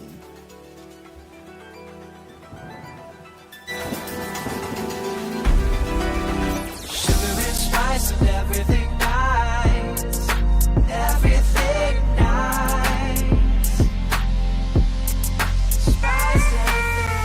Spice up your life. Okay, use the Sinya Kiserian route this morning. That's what you're being told. There's a serious accident along the Eastern Bypass as well, causing heavy traffic between the Royal Bypass and the Nairobi Gate. Motorists are advised to take an alternate route this morning because you will not be able to get there. Mombasa Road towards Mlolongo is a complete mess. The jam from yesterday, we're being told, has doubled. Trucks are lined up on 2 lanes all the way past the Athi River turn.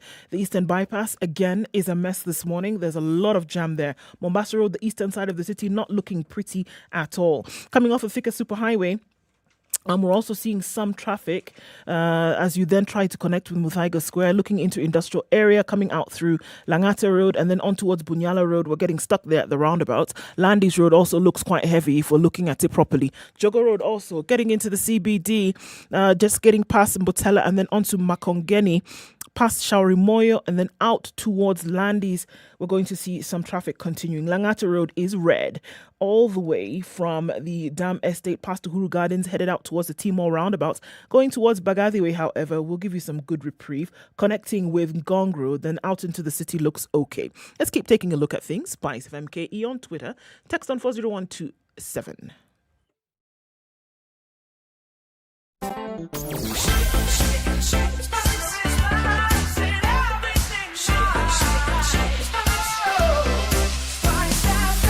Spice up your life. Mature, intelligent talk every morning.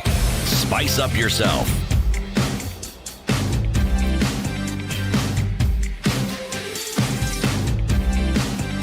Mornings done right.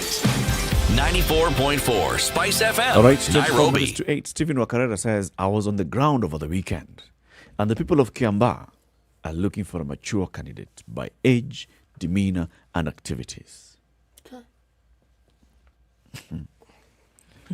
Okay. It's good. Let's see your ground and how the ground, when you talk about age, let's talk about the age of the candidates.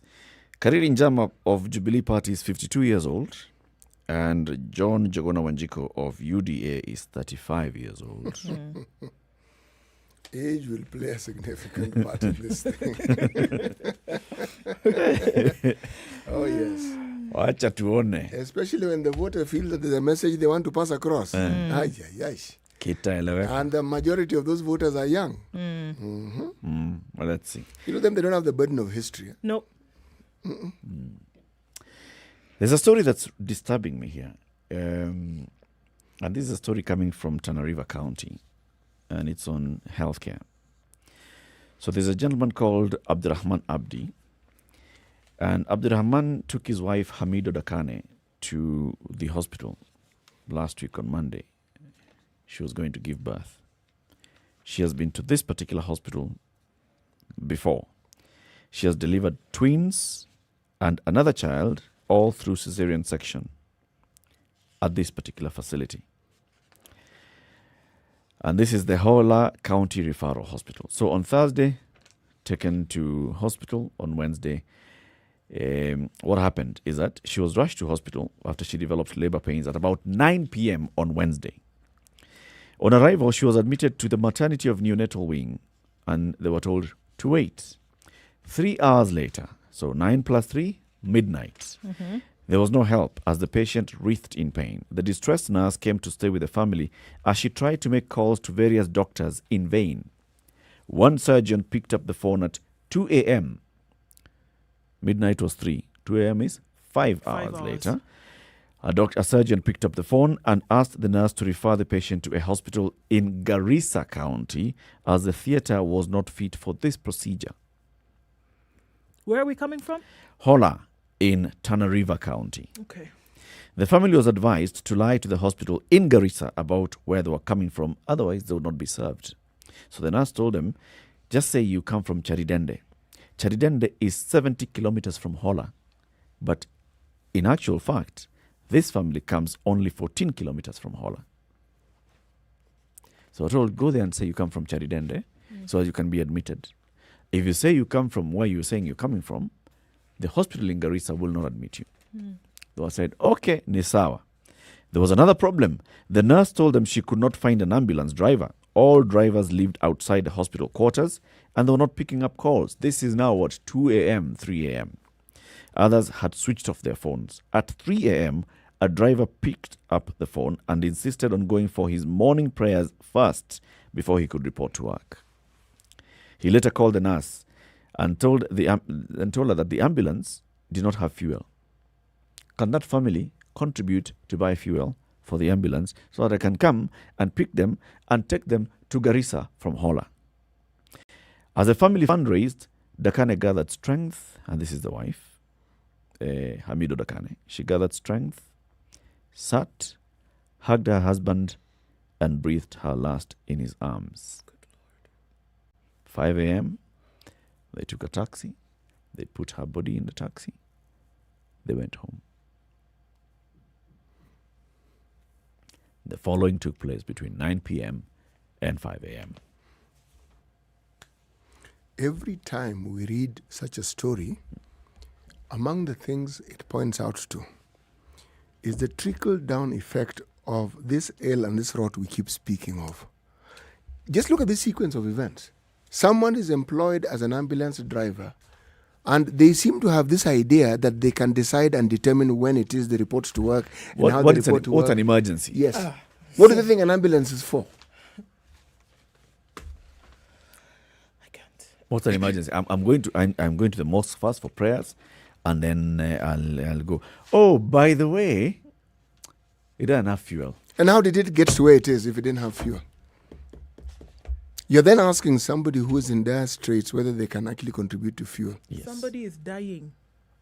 Dying? And we're not talking about... And then that somebody died. Yes. Yeah.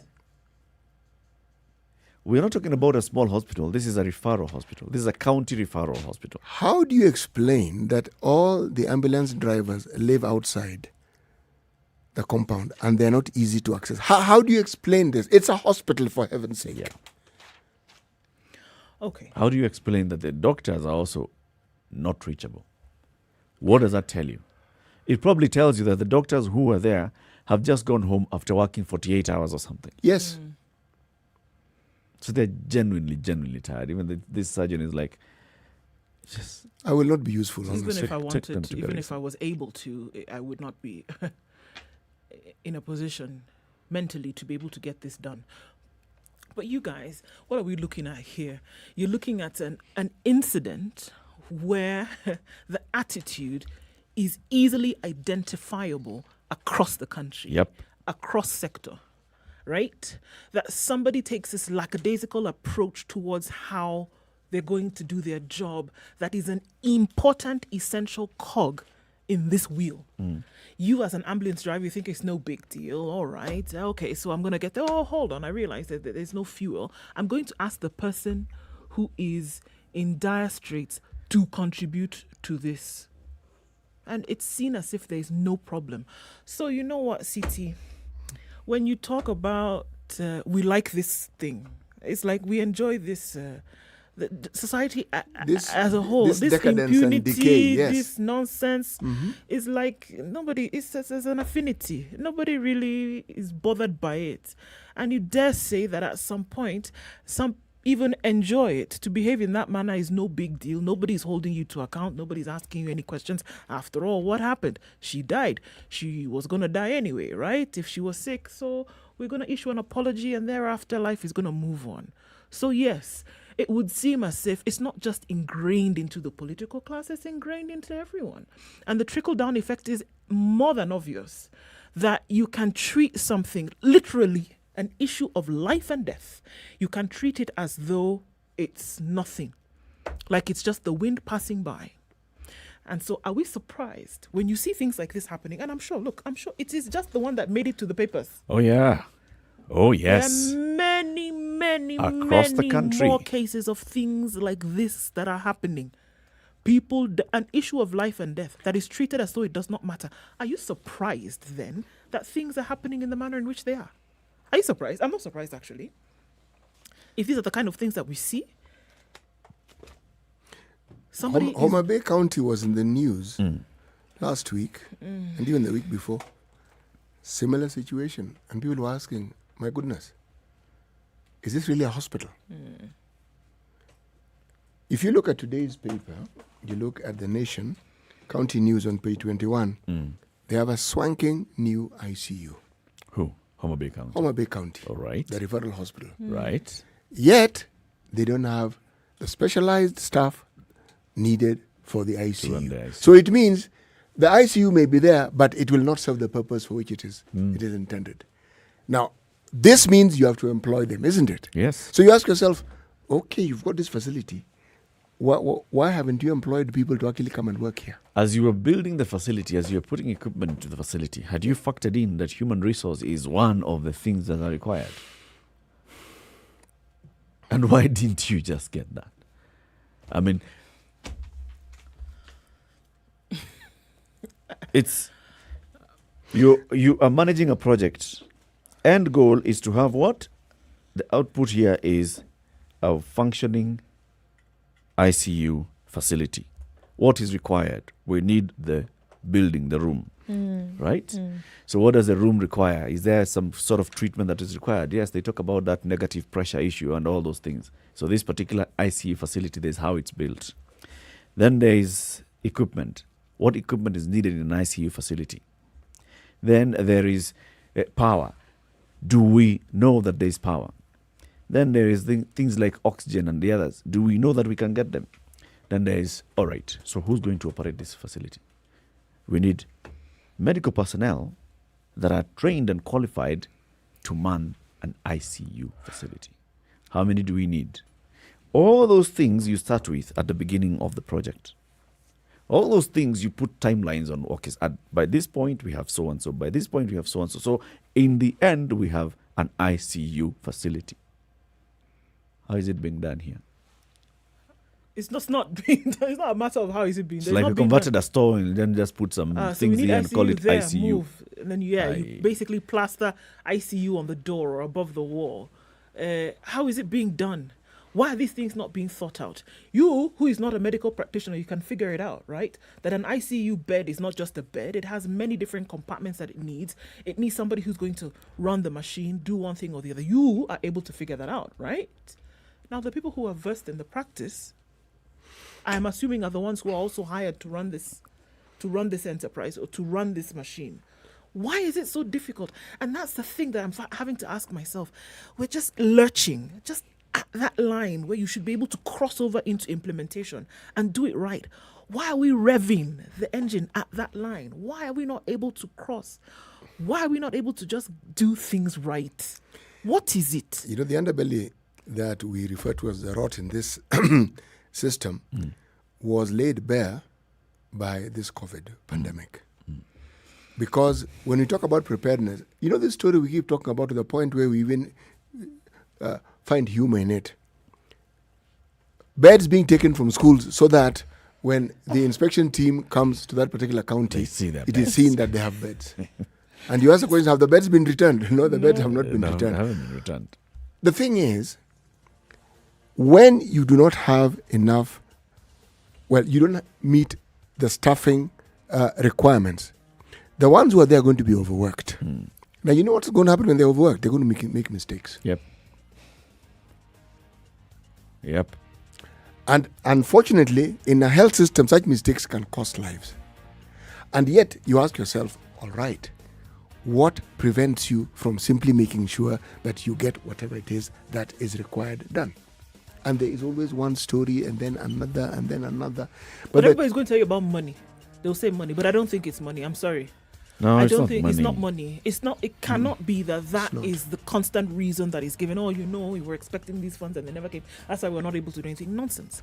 It's about planning and implementation, and I think that is the bane of the problems of this country across board. It is. You say, okay, this is what we need to do. There are those who are aligned to be able to do their job. This person, to get it done and done right. But it's okay. So I have a job and I can get away with the basic minimums. I don't have to bother doing the rest. Or actually, I'm going to focus my attentions on other things, lining my pockets, making life a little bit more comfortable for myself. Not being worried about the people who are supposed to be beneficiaries of this system. We all know what needs to be done. We all know. Look at what Dr. Simon Kegondo is saying. The devolution of health killed the referral system and the ability to sufficiently get quality staff for highest quality healthcare. This ambulance story and the CIS story are just basically talking about the same thing. It's an indicator of the same thing. We all know what needs to be done. Today, if you went to the Council of Governors and asked for a report on, for example, how many counties have ICU facilities, you'll be told one of those. That one that you're talking about today Will be on the list. is on the list, of course. Yeah, come and check. You'll find it. 10 minutes to 8. Let's take a quick break. We'll be back shortly.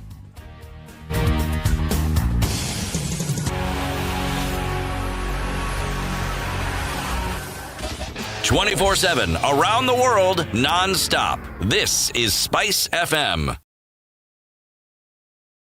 The very best of Kenyan soccer action from the round of 26 of the Bet King Premier League. This week on Friday, Tusker meets FC Leopards, and on Saturday, City Stars take on Gor Mahia. Catch these exciting matches on BTV, Channel 172 on aerial decoder, or 463 on satellite. All the games will be played at 3:15 p.m. Get connected to StarTimes for only 999 shillings on aerial decoder or 2,699 shillings on satellite. StarTimes, the official broadcaster of the Bet King Premier League.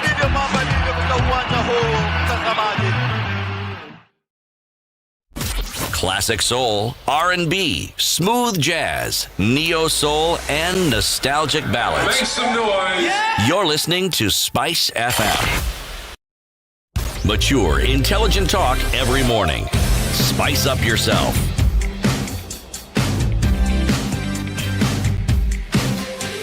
All right, it's 9 minutes to 8. Kenya's biggest conversation continues. Talking about healthcare and everything else that's happening in this country. Okay, now this issue of parents going back to school, and because it's literally parents who are going back to school, fee paying for parents amid the school crash program, and we realized and understood that it was going to be a difficult year.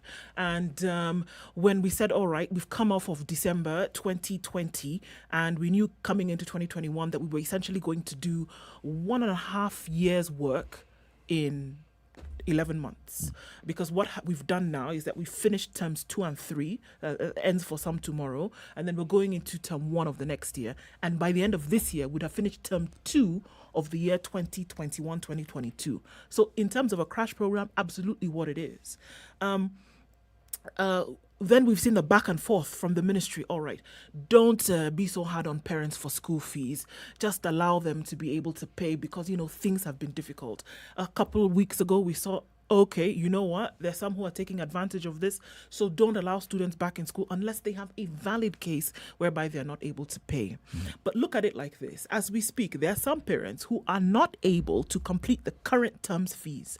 Children are coming home tomorrow. Over the weekend. They will be home for a very short period of time, and then they're going back to school. A new year where you require everything afresh. You require the school fees in addition to paying your arrears, and then you require everything else that comes with a new class. It is something that, except for parents, is going a little bit unnoticed in this, and we're looking at forking over fees again for the third time in 7 months. In another 10 weeks, parents will be doing this again as we go into second term in the school calendar. It is worth looking at that.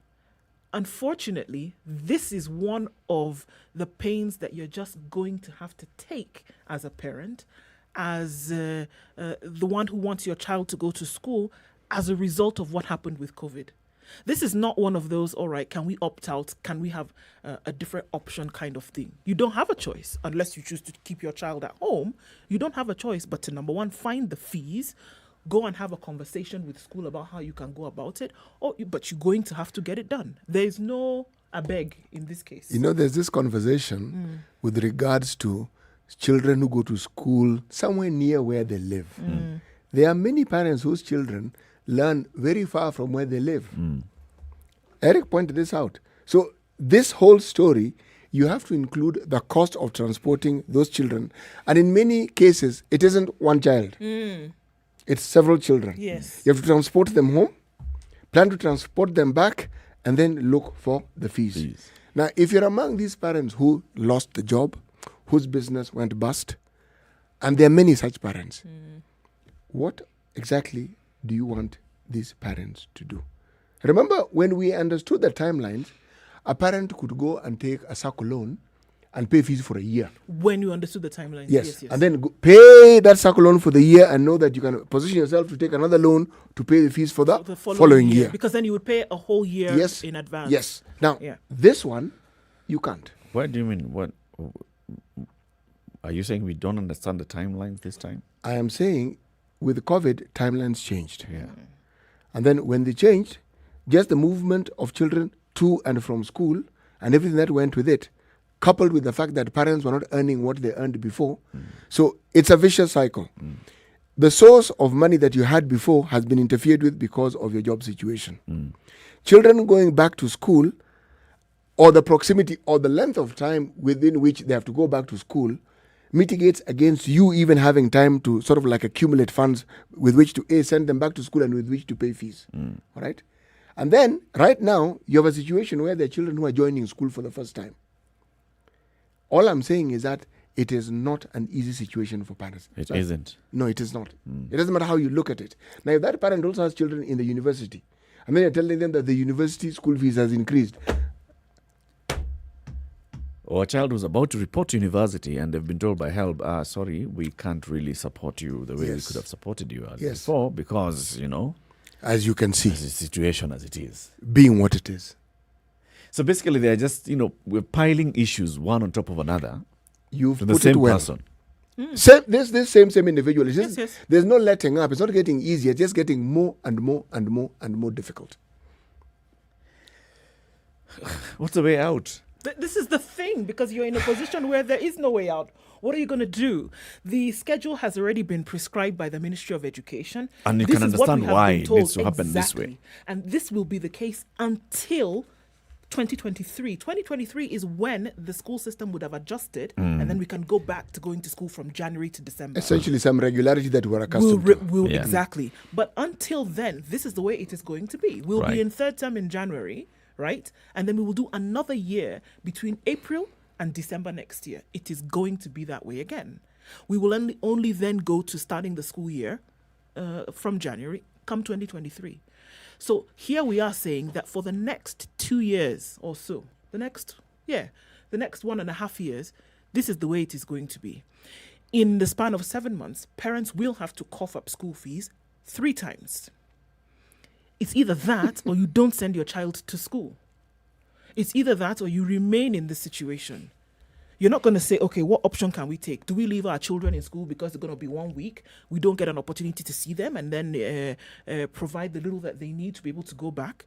This is what we're looking at here. And it's not, like I said, it's not a matter of, okay, since this is a bit uncomfortable, can I take another option? Like the grade 4s, for example, who said, you know what, I cannot keep these children for 3 months at home while the rest get back onto the schedule. But they had an option of saying, okay, you know what, we'll pay a little extra, give us some work to do. In this case, what are you going to do? Are you going to opt out of a term because you can't afford it and then come back when? You really can't. You can't. And even for the government, by the way, the pressure is also bearing on the government because this cash-strapped government is also having to send capitation for a term in 9 days. By the time they begin first term, at the end of this month, the government should be sending in money for. Something should be that's making sure that delayed for 2 this weeks. is a new financial year. This is a new academic year that's beginning in August. Normally, they know academic year begins in January.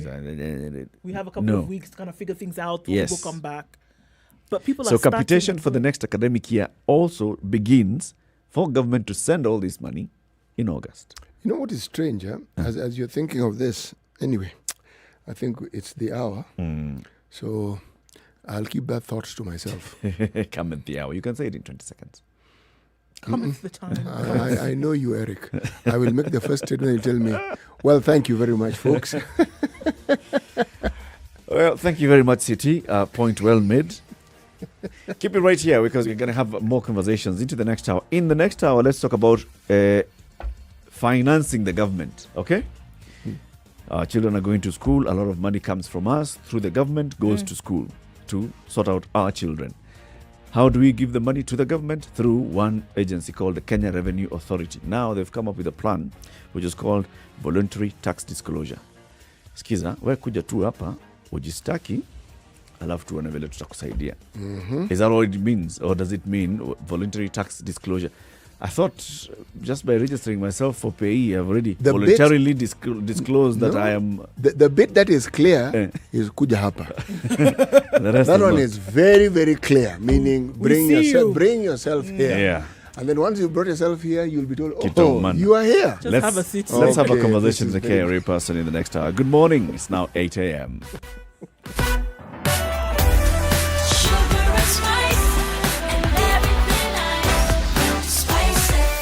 Spice up your life.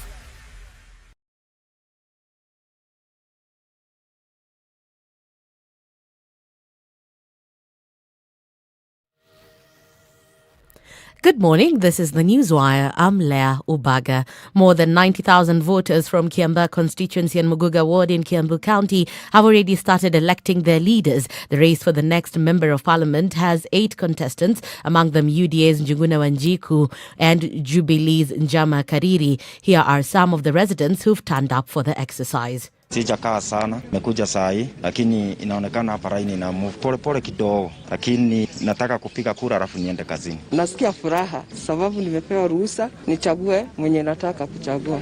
Nataka tu kazi iendelee kama kawaida. Nimekuja kupiga kura, nichague mwenye nataka, nifanyie kazi Kiambaa. Kazi yenye ilibakia kwa unange wakati alienda, kama shule, security, kitu kama hiyo. Our reporter Emmanuel To, who's on the ground, has more details. He's all set here in Kiambaa constituency. Polls opened at around 6 a.m. Some of them had a few hiccups, but most of them, the 154 polling stations, are opened for business. The registered voters have turned out in large numbers from what we've seen for this exercise, and we are expecting that the polls will be closing at 5 p.m. But the IBC has said that all those who will be on the queue by 5 p.m. will be allowed to vote. And there are 8 candidates to choose from in this race. 6 of them are being sponsored by political parties, and 2 of them going independently. Elsewhere, Reinstated Law Society of Kenya CEO Mercy Wambua is back to performing her roles a day after the LSK Governing Council lifted her suspension. Wambua, through a notice to members of the society, has called for a special general meeting that was approved by the council on Monday this week. In the notice, members are requested to inspect and verify if they duly signed a document that will see the meeting discuss the way forward on the society's change of leadership, funds, as well as sought to form a disciplinary committee, among other issues, within the next 7 days. This comes as LSK President Nelson Havi and CEO Mercy Wambua have been reported to have differences. I feel harassed, I feel bullied, and my hand is painful. My finger can't actually stretch, and this is not actually the first time this is happening. Even on Friday, he attempted to assault me. She sought to interrupt that meeting, whereafter we asked her to leave, and when she insisted to continue with an online meeting, I told her, Mercy Kalondu Wambua, you will leave the meeting, and I closed her laptop, opened the door, whereafter she stood up and went. Public primary and secondary school teachers will get awards for outstanding KCPE and KCSE examination results in their subjects and out-of-class activities. The reforms are part of the new CBA signed between the Teachers Service Commission and the unions. The CBA was received with mixed reactions due to the lack of monetary gains that have defined past negotiations. That's the Newswire. I'm Leah Ubaga.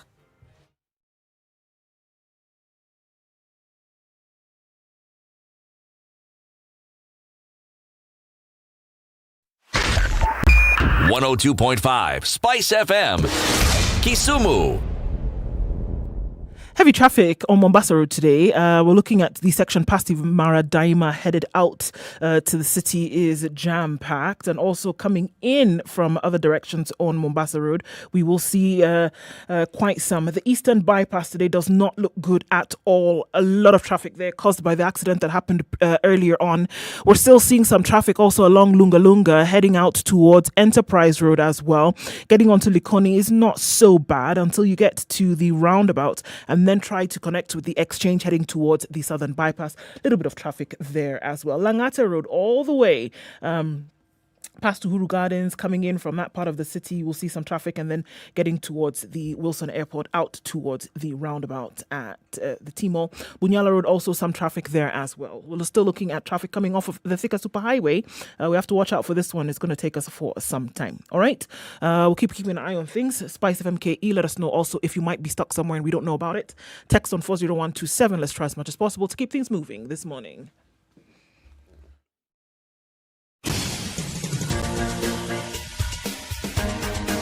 This is The Situation Room, the home of hard-hitting political commentary and penetrating insights about the state of the nation. This is a talk radio experience like no other. The Situation Room, a place for hard truths, debates, and elevated conversations. The Situation Room, witty, political, engaging, deep, controversial. In the room, we have C.T. Muga, researcher, academic, seasoned political observer, a fountain of wisdom in these politically uncertain times. Ndu Oko, Nigerian by birth, Kenyan by choice, communications expert, Pan-Africanist, a truth seeker and believer in people power, and Eric Latif, agent provocateur, the man in the chair, seasoned journalist, news hound, a man who believes in punching up, not down. This is The Situation Room, the only way to start your day. It's 6 minutes after 8. A very good morning to you. Welcome to the third hour of Kenya's biggest conversation, The Situation Room. We're live on SpiceFM. We are on SpiceFM KE YouTube. We are on Facebook. We are on Twitter. And we have a website as well where we live stream throughout the day, spicefm.co.ke. For the next 55 or so minutes, we are also live on KTN Home. CT Muga, today's proverb. When the moon is not full, the stars shine more brightly. When the moon is not full, the stars shine more brightly. Mm-hmm. Paka akiondoka, panya anatawala. Mm-hmm. Mm-hmm. Mm. Most? You know, what I like about many proverbs is that they state the obvious. But what makes them appealing is the way they state the obvious. Yes. It's in a way that, well, not only does it ring true, but it also grips your imagination. And because you're thinking, okay, the moon not full, okay, you can imagine it, stars, and you're saying, yeah. It can also have different meanings. Like? As one, could focus on the moon, that the moon chooses to hold back some of its brightness to allow others to shine. Or at the same time, if it was to, bring out its full presence, you wouldn't then need the light of the stars. So, I think there are many things that you could glean from this. I think that's the beauty of a proverb as well, no? That you could have many meanings coming out of it. Have you ever had the benefit of seeing the moon in all its glory? Yes. When it appears like it sort of like emerges from behind a hill or from the sea, and it's this orangish orb. Yeah. Oh yes, it's almost an out of this world experience. I remember first seeing it, and I thought, goodness. Now, if you have a vivid imagination, and you believe in these UFOs and the like. You can not imagine the thoughts that go through one's mind, at least what went through my mind when I saw it. It's quite fascinating. It is. So do you think about the stars when you see the moon in all its glory? Not really. What? I hardly ever go out at night, and when I do, I don't look up. So now, so that question is moot. Well, in relation to the proverb, CT. Okay. Good Lord. Let's talk about obvious things, okay? One thing that is obvious is that the government is looking to finance its budget.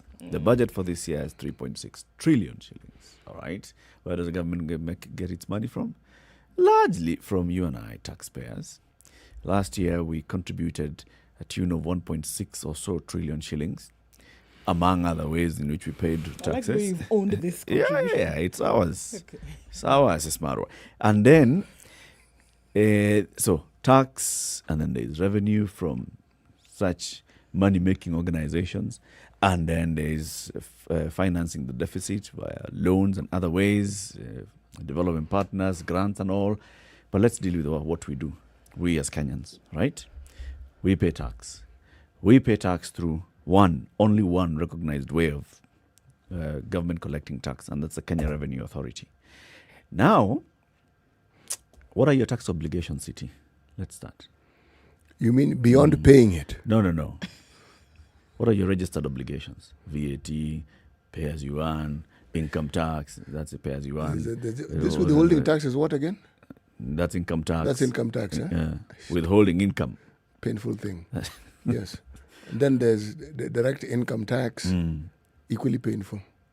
Then there are the indirect taxes. Now, the misfortune I have is I actually drive a car which uses petrol. Right. So I pay taxes directly. Right. Now, I'm not talking about the vegetables I buy, on which those who transport it load whatever costs of transportation onto that vegetable and the fruits I buy and everything else. So, yes, put it this way. I cannot escape being taxed no matter what I do. Okay. Yes. Now, in those areas where you actually now have a direct obligation to pay tax, maybe in income tax, pay as you earn, or if you're running a company, then it has the corporation tax Yes. and such. Yeah? There are some cases where you forget. People forget these things. You forget to pay tax. Forget? Or for whatever other reason. Let's just use forget. Let's just use forget for now. Yeah. We're speaking metaphorically. You forget to pay tax, and now KRA is coming and telling you, now because you've forgotten, let's just do this. Come and tell us that you forgot. And then let's work it out from there. And they're calling this the Voluntary Tax Disclosure Program. But maybe I'm just getting it all wrong. Let's bring in a tax expert from the Kenya Revenue Authority, Domestic Tax Department. Monica Gedhuba joins us on the video call. Good morning, Monica. Good morning. It's good to have you on the show. Welcome to the Situation Room. Thank you for having me. So let's start with that Voluntary Tax Disclosure Program. Did I get it right? Is it for those who have, in one way or the other forgotten, or, they were out of town, or, other things, pressing needs, and they did not pay their tax? Yeah, you could say that, but the definition is this is a program that allows a taxpayer who had previously undisclosed tax liability to disclose the same to the commissioner for the purposes of being granted relief of penalties and interest. Say that again. Okay. Repeat that again. A taxpayer has an opportunity to disclose their previously undisclosed tax liabilities for the purposes of being granted relief of penalties and interest. Okay. What are those cases of undisclosed tax liability? Like what? They may arise,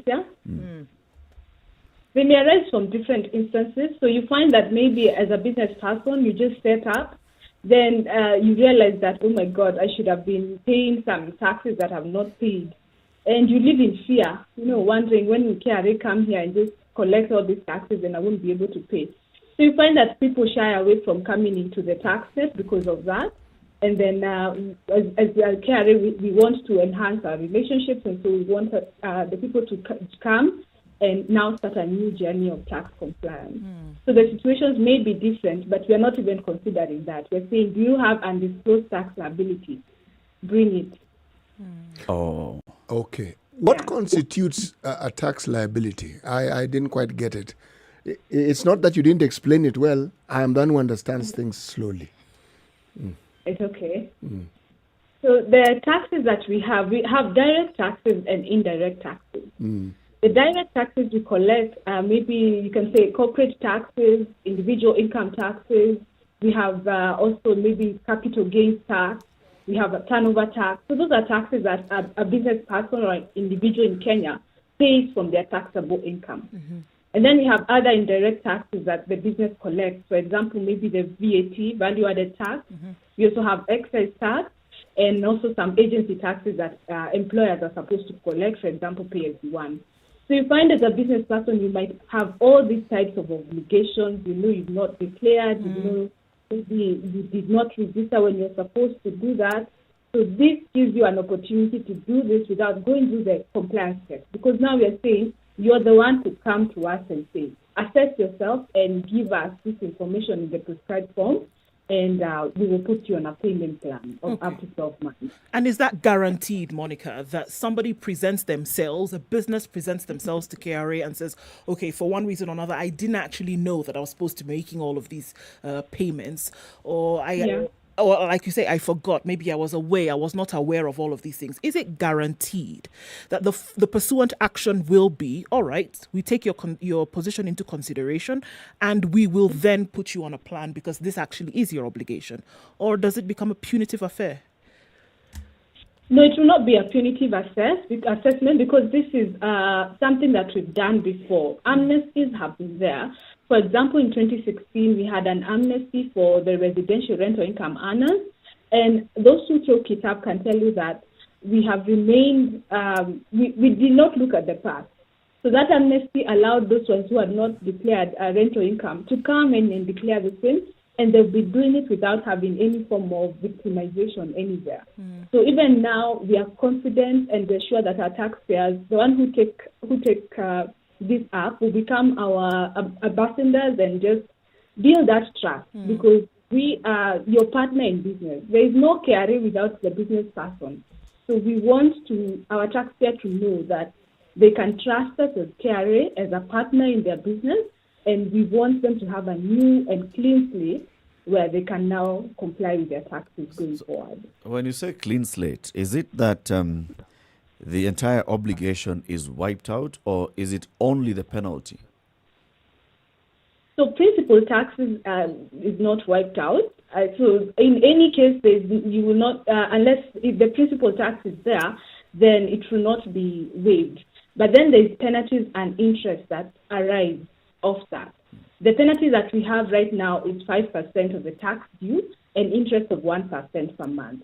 So you can see that for a business person who maybe started 5 years back, they might find that the 1 million has now grown to maybe 2.5 or which would now be too heavy on them. But now this is an opportunity that if they declare, for example, in the year 2021, then the amount that will be paid in this year will qualify for 100% waiver of penalties and interest.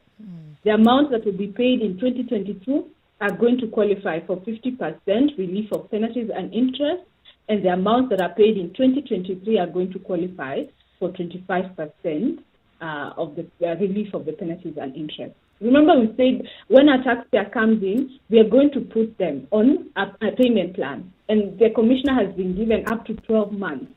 So you can see that this is a long time, enough time to now make your payments in a scattered manner, and you're able to plan your business better with that payment plan. Okay. Now, when you say bring yourself, I take it that you don't mean physically walk to KRA headquarters and ask for you. There is a way in which you can get in touch with KRA. Is that not so? Yes, but for now we have physical forms.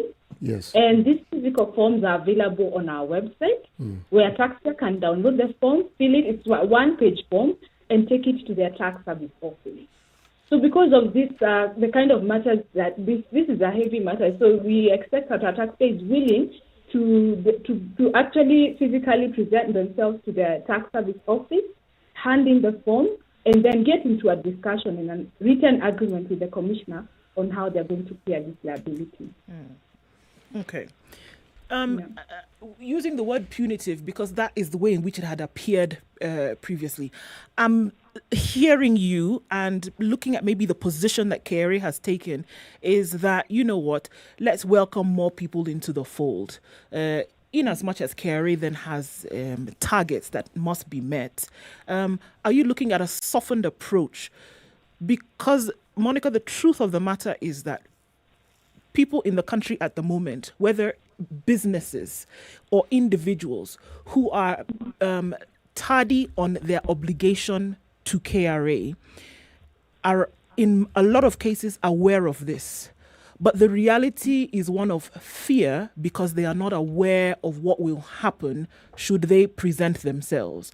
So are you able to unequivocally give that position that, look, we're not coming for you, we're just asking that you become that you are aligned with this position? Because one of the major reasons why people will not bring themselves, as you say, is because they are afraid, simply put. Okay. So I think the fear is the fear that has been there towards any seeming authority, any government authority in Kenya has had to encounter that fear, and maybe we even perpetuated it.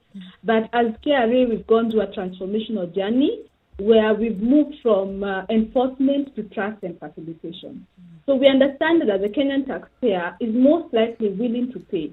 And so the way we have tailor-made our policies is to enhance or trust and facilitate the taxpayer who wants to pay.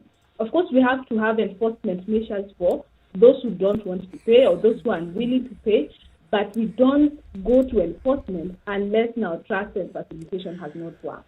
So, and this transformation journey yes. Has led us to come up with some core values. We have trustworthy, ethical, competent, and helpful as our core values for the last corporate plan. And in this, the 8th corporate plan, we have added a value that is simplification, because we want to simplify payment of taxes. And you can see that is already happening with the turnover tax that we have, which is one of the most simplest tax system we've ever had, or mode of collecting income taxes that we've ever had. So I think the attitude now is we have to work together. We have to hold hands if we're going to go forward. And the Revenue Authority being a key determiner in the growth of the Kenyan economy, we have to partner with our taxpayers. And we are ready to adopt that. And I'm sure if maybe taxpayers who have actually interacted with KRA, who have not maybe taken the conversation of, adopted their view of KRA from conversations, but from direct experiences, can attest that we have transformed over a period of time. Monica, you're telling us that KRA has had a born-again experience, that they have now seen the light, and that they are now more user-friendly. Preaching the gospel and not persecuting. Yes, they are welcoming and embracing all humanity.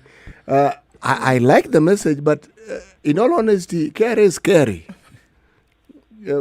For most ordinary citizens, KRA is scary.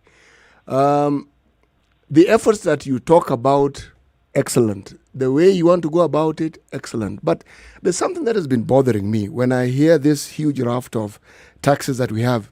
And let me ask this question. Is there anything that KRA does not tax?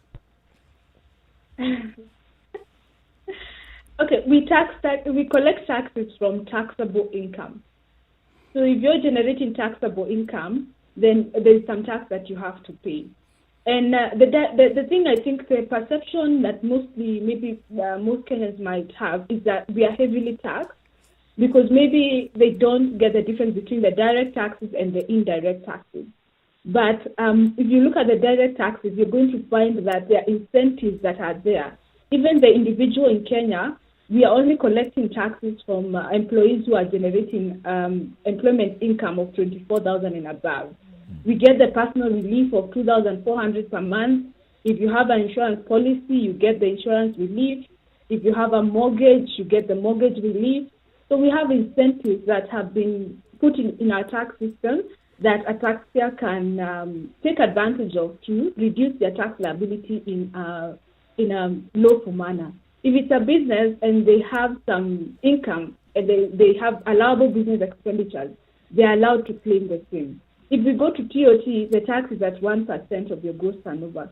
So we can see that the government is responding to the Kenyan person and saying, we hear you and we are doing our best. Of course, we have to collect taxes, we have to grow, but then we hear the pain of the Kenyan person who's setting up a business, and the incentives are there for the startups and those who are doing heavy investments.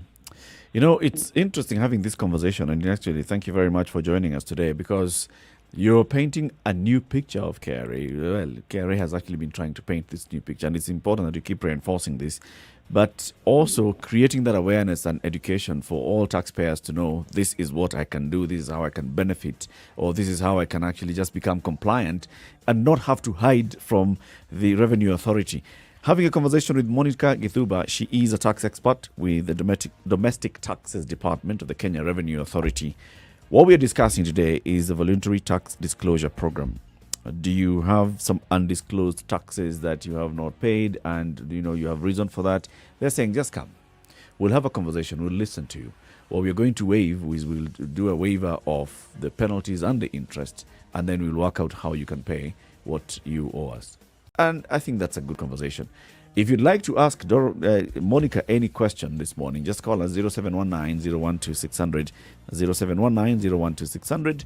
And if you'd like to get some of these conversations later on, you can get them on our social media platforms, on YouTube, on Twitter, and Facebook. We have these conversations recorded there. You can also now get them on your mobile device. And all you need to do is send an SMS. And let me tell you the number, 22840. Just send the word TSR to 22840, and you get highlights of the Situation Room any day on your mobile device. Time for a break on KTN Home, on SpiceFM, and online, 25 minutes after 8. Good morning. This is the Situation Room, the only way to start your day. Spice up your life. 24/7, around the world, non-stop. This is Spice FM. Hello. Halo, umesikia? Nimesikia nini? Hujasikia habari?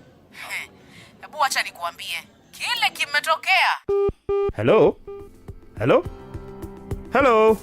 Don't wait for hearsay. Dial *550*1# to read the Standard e-paper from the convenience of your mobile phone for only 20 shillings from your telecom line, and stay up to date for a reliable source with over 100 years of experience with no additional data charges.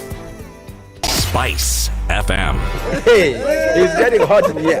The media has greatly contributed to the moral rot that we experience in this country. I remember a senior politician telling me, point blank, nobody steals in the field, it's stolen in the granary. So my friend, if you're going to win an election, jipange kwa granary. I think we are suffering from Stockholm syndrome.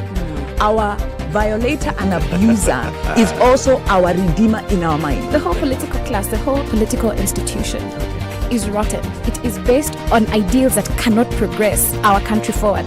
This is the Situation Room, the only way to start your day. All right, so we're still looking at cloudy conditions in Nairobi. We will see highs of 21 and lows of 14 today.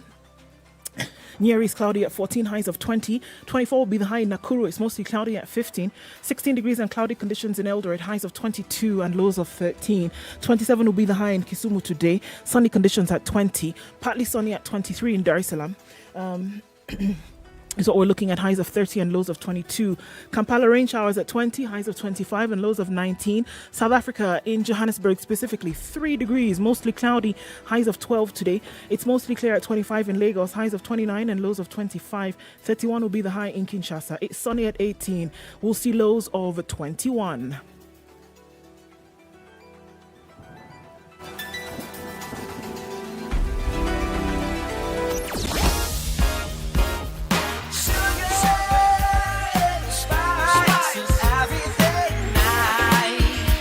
Okay, so still seeing red in some parts of the city, getting out towards the city centre, coming from... Okay, so let's just look at Uhuru Highway all the way from Westlands through to the Nyeri Stadium roundabout.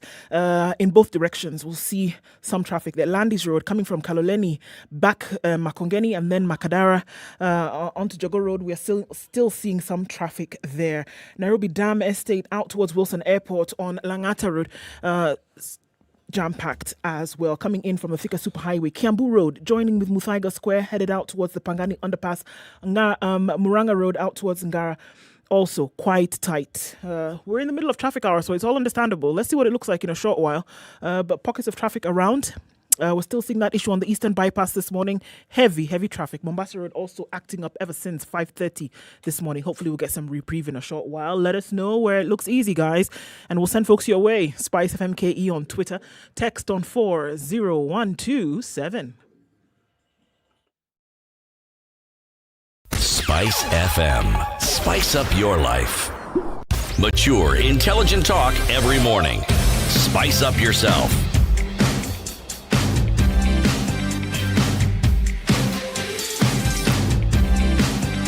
Mornings done right. 94.4 Spice FM, Nairobi. 29 minutes after 8. This is Kenya's biggest conversation in the Situation Room this morning. And every morning you have Eric Latif, Nduoko, and CT Muga joining us this hour. And the conversation is Monica Githuba. She is a tax expert in the Domestic Taxes Department of the Kenya Revenue Authority. Kulipa ushuru ni kujitegemea.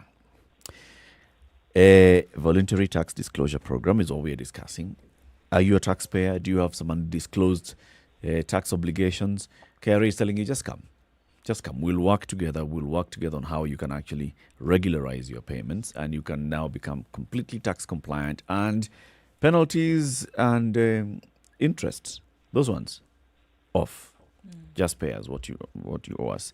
Monica, though, like you said, there are people who have that undisclosed tax obligation simply because they are unaware of this tax obligation.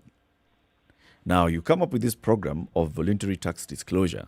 They will not come to disclose because they're aware that they have this tax obligation. It's just a lack of clarity on what exactly the obligations are or have been. What are you doing to get those people? So every month we are holding, in Nairobi especially, we are holding training sessions every first and second Thursday of the month. We are visiting the radio stations, whether that's even being vernacular. And even as a revenue authority, every tax service office in every region is holding the sessions. And also we are writing letters to our taxpayers. So we've sent about 51,000 letters to our taxpayers, informing them about this program and telling them how to take advantage of it. So you know that every tax service office, for example, like let's imagine Machakos town, there is a KRA office there. And the officers there know their taxpayers. So they actually, because the taxpayers we are talking about here are mostly maybe business people. So the officers know the taxpayers. You cannot be able to hide your business. So we are engaging them because we know them and telling them, please come and take advantage of this program. You know, there are some that you don't know because they deliberately want to stay under the radar. But one time, they'll get exposed. And that time when they get exposed, it will be beyond past this voluntary tax disclosure program. How do you encourage those ones to come out from hiding? So mostly we are doing trust and facilitation. We want to trust and facilitate those who are willing to pay. But we also have enforcement measures for the ones who are unwilling to pay. We have an investigation and enforcement division that deals with taxpayers who don't want to comply, they are uncooperative, and those measures are provided for within our law. They might include agency notices, freezing of their accounts, liquidation, but the taxpayer needs to remember that we do not go to enforcement until we have exhausted trust and facilitation. Okay. Are we looking at public communication and building an awareness? I mean, you did mention, all right, going to different media and talking about this, but even in terms of sending out messages as frequently as telling people that they ought to pay tax by said date, for example, June 20th. Everybody knows that it needs to be done by 20th, for example. In terms of pushing out this information on a regular basis in the public, often, so that even those who will say, well, I didn't know this is what I was supposed to do. I'm not going to be able to go to your website to find out what my obligations are, that kind of thing. Will there be constant communication in terms of building awareness of what the obligations are on individual and business people alike? Yes, we do that. And for any newly registered taxpayers, especially those who have registered for Pay As You Earn and value-added tax, excess tax, we hold newly registered taxpayer seminars where we just go to our data and we check who has registered for this obligation, and we invite them for the session. And also now, of course, now we're doing this online, but some tax service offices where online is not possible, they hold their physical sessions.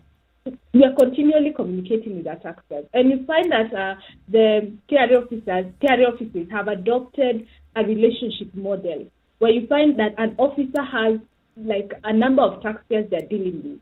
And the idea is that this officer communicates with these persons on a regular basis.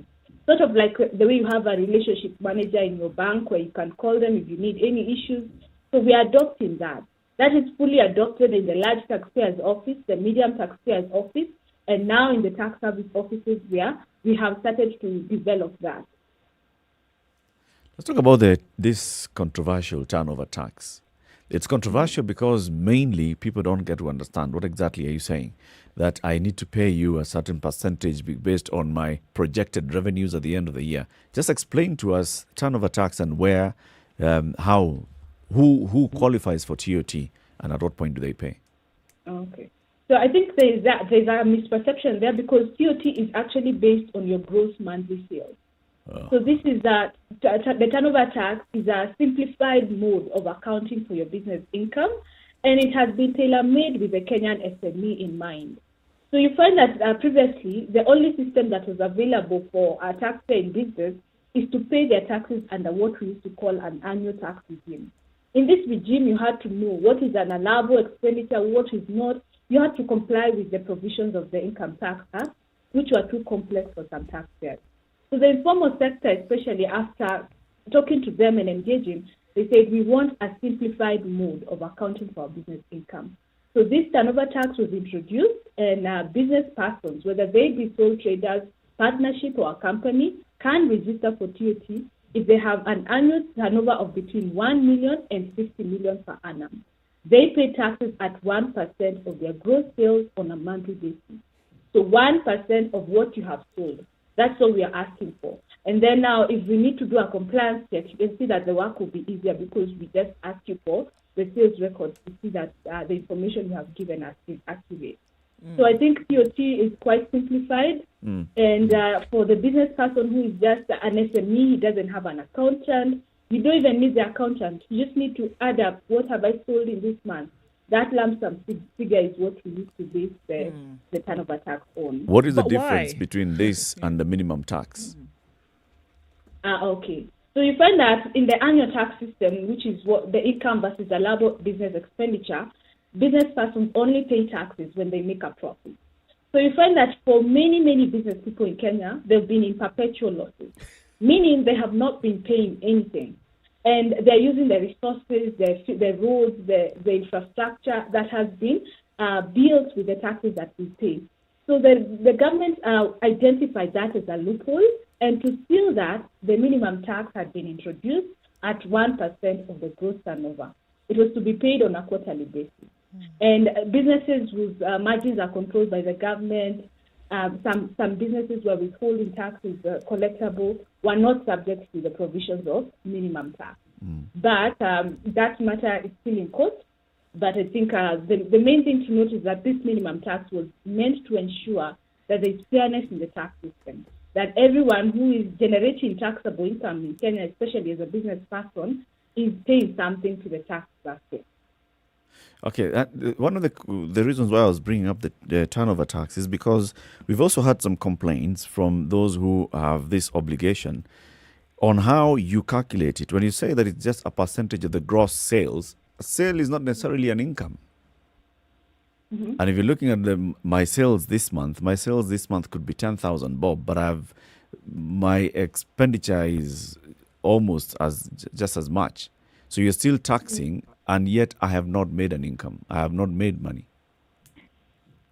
But you see now, okay, most business persons, any business model, you have done some form of costing. So you're buying maybe at 100 and deciding to sell at 200. So there's a margin there that you put into place when you're pricing your goods or services. So we see that this tax was targeting that 1% of your gross turnover. But then, if you're a profit-making entity, you'd still do a comparison and compare the installment tax payable versus the minimum tax and pay the higher of the two. So that was the law as it was. But now this matter is in court, and the discussion is still ongoing on whether we will collect minimum tax or not. Look at a situation where you have a business, and indeed, yes, you had a turnover and you even had a profit margin. And then we have COVID, and suddenly, yes, you are selling, but the obligations you had in terms of your overhead costs still exist.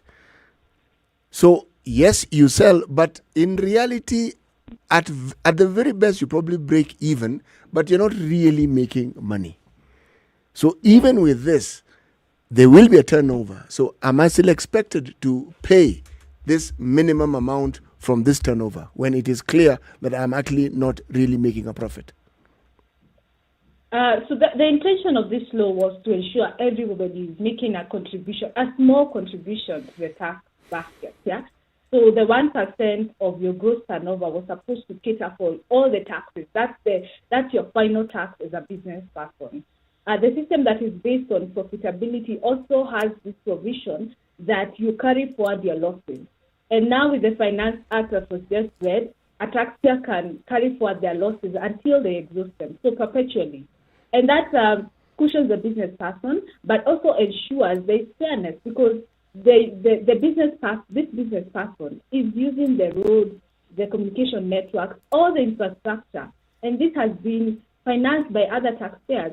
So it seems it's very unfair for certain people in the economy not to pay something small, and the 1% is something small, and it ensures there is fairness in the tax system, that everyone is contributing their fair share of taxes. Actually, I understand what you're saying. I even see the logic behind it, because a similar discussion is still ongoing in the US, where the number of people who are considered to be perhaps the richest in the country have been accused of some not paying tax or paying at least a minimum tax. But that is because their tax laws appears to only tax, in many cases, the income that someone earns. So if you understand the laws well, you can circumvent this. One, you simply make sure that the income you earn is minuscule, or whatever you earn is couched in a way that it does not attract taxes. I understand the logic. But what I'm saying is, even with understanding the logic behind what KRA is thinking, how then does somebody who is trying to stay afloat, how do they come to KRA and get the sort of understanding and relief? Because some people, you're talking about 1%, some people actually need relief. Some people actually need to be assisted to actually stay afloat and to continue hoping for the day when this tide of COVID turns around and they're able to actually do good business. Does KRA have a facility for helping them understand where they can seek and get help to sustain their business despite all these things? So now, the minimum tax issue is still in court, so that discussion is still ongoing. And then we're going, as the Revenue Authority, we're going to get guidance from the court process and go forward. But for now, what we have are payment plans. So even outside this voluntary tax disclosure program, we have payment plans where taxpayer can come in and say, I have this tax liability, but I'm not able to pay because of certain reasons. Then we will give them a payment plan depending on their ability to pay. This ability to pay will depend on maybe the evidence they provide with us that they're going through some cash flow issues and such. And also, we also have a normal waiver of penalties and interest. Outside this voluntary tax disclosure program, a taxpayer can always apply for waiver of penalties and interest as long as they can give a reason and be able to support why they need this waiver. So we have all that. And we said we have relationship managers. So as a taxpayer who's in business, who is aware that they are supposed to pay taxes, they want to comply, engage with KRA on a regular basis. Get to know the officers that deal with your account, and so that you can even call them beforehand and tell them, okay, I can foresee that I will not be able to pay the full tax liability by the due date. What options do I have? And we're going to facilitate you in the payment of taxes. So remember, KRA is not in the business of killing the goose that lays the egg. So we want to support the business persons in Kenya. There's no... The Kenyan economy is going to be heavily reliant on the business people and the growth, whether it's in the digital space. So it's in our interest to support businesses. We are together in this, so there is no way we are going to be collecting taxes in a way that is going to put somebody out of business. Right. It does, however, seem that every now and then, when having been granted an opportunity for a new tax, that KRA is quick to jump on this and say, all right, here's an opportunity for another tax. Let's go ahead and use this. It does then appear as that. And I'm letting you know what the heartbeat of the people and businesses are actually feeling at this moment. And they're basically just waiting. Come another year, there is the fear that there will be another tax that then is formulated in the bowels of KRA and then presented to the people. So is there any kind of assurance that you can, I mean, from what you're saying, yeah, we need to protect the goose that lays the golden eggs, but it would appear as though you're keeping it fat so that you can, keep taking from it. So what assurance are you able to give to business people that, you know what, we're really not just interested in taking away from you, but we can also play, in as much as it is your job to collect taxes as KRA, to be clear and not that, to be clear that we're actually trying to make the business environment healthy for you, because it appears to be the total opposite. Okay. So one of the things I would say is that as a revenue authority, we have to have our eyes on the market and to ensure that we are collecting taxes where they are due. For example, the digital service tax that was introduced from 1st of January this year was to tap into the digital space. The platforms that we use to have the online meetings, these are non-resident entities with no physical presence in Kenya, and they're generating taxable income from Kenya. So we need to tap into that. And you see, even Kenya is one of the first countries in Africa to have a digital service tax, to go into that space and boldly say, we want to collect these taxes from this digital economy and not to be called into waiting for a global tax or a global digital service tax. So we have taken a bold step to step into that. Maybe the issue now is the misperception of Kenyans when they hear a digital service tax, they're like, oh my God, another tax. Without going further and seeing who is the main target in this tax. Why the new tax? Because they are new frontiers. Shouldn't you be making this information clear, though, when it comes out, Monica, that when you say there will be a digital service tax, anything that Kenyans hear is, oh my goodness, tax. So wouldn't it then be in your position to say, this is what is coming about, this is what it means, this is who it is targeting? Because you'll find that people might then go back into a coven of fear because they don't understand it. I think the conversation was there we were everywhere on the digital service tax. And we have continued to improve that law. For example, now, the law is quite clear that only non-residents are subject to this digital service tax. And this was introduced in the Finance Act of 2021. So for anyone who is interested in this conversation about taxes, they are going to want to find out more. And how does this relate to me? What you find is that the direct taxes that you pay, whether be it an individual or a business person, will not change unless you have broadened or expanded your business and maybe tapped into another space. For example, if you've been having a business and then you now start investing into the rental space, you find that we have to collect the taxes from that rental space in all fairness. So the Income Tax Act has what we call separated or specified sources of income. And it means that each stream of income has to have taxes paid off that so as to ensure that there is fairness in the tax system. One of the key or the beauty of this Income Tax Act is that we have had it for so long. It's gone through court processes, adjustments, loopholes have been filled, and we can say that now we have an act that reflects us as a Kenyan economy.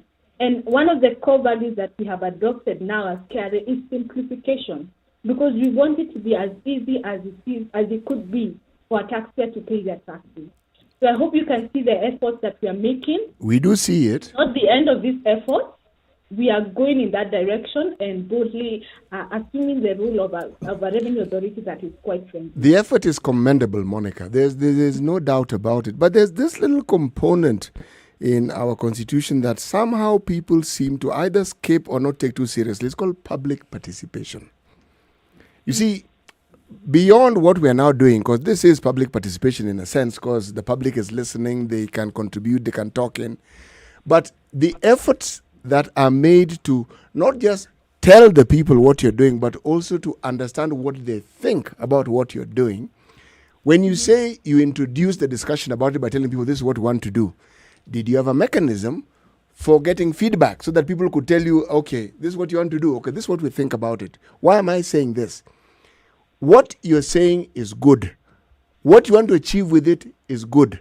But if the people with whom or among whom you want to implement it, if they are not with you, if they don't, they're not working hand in hand with you in their understanding of it, then they will resist what it is you're trying to do.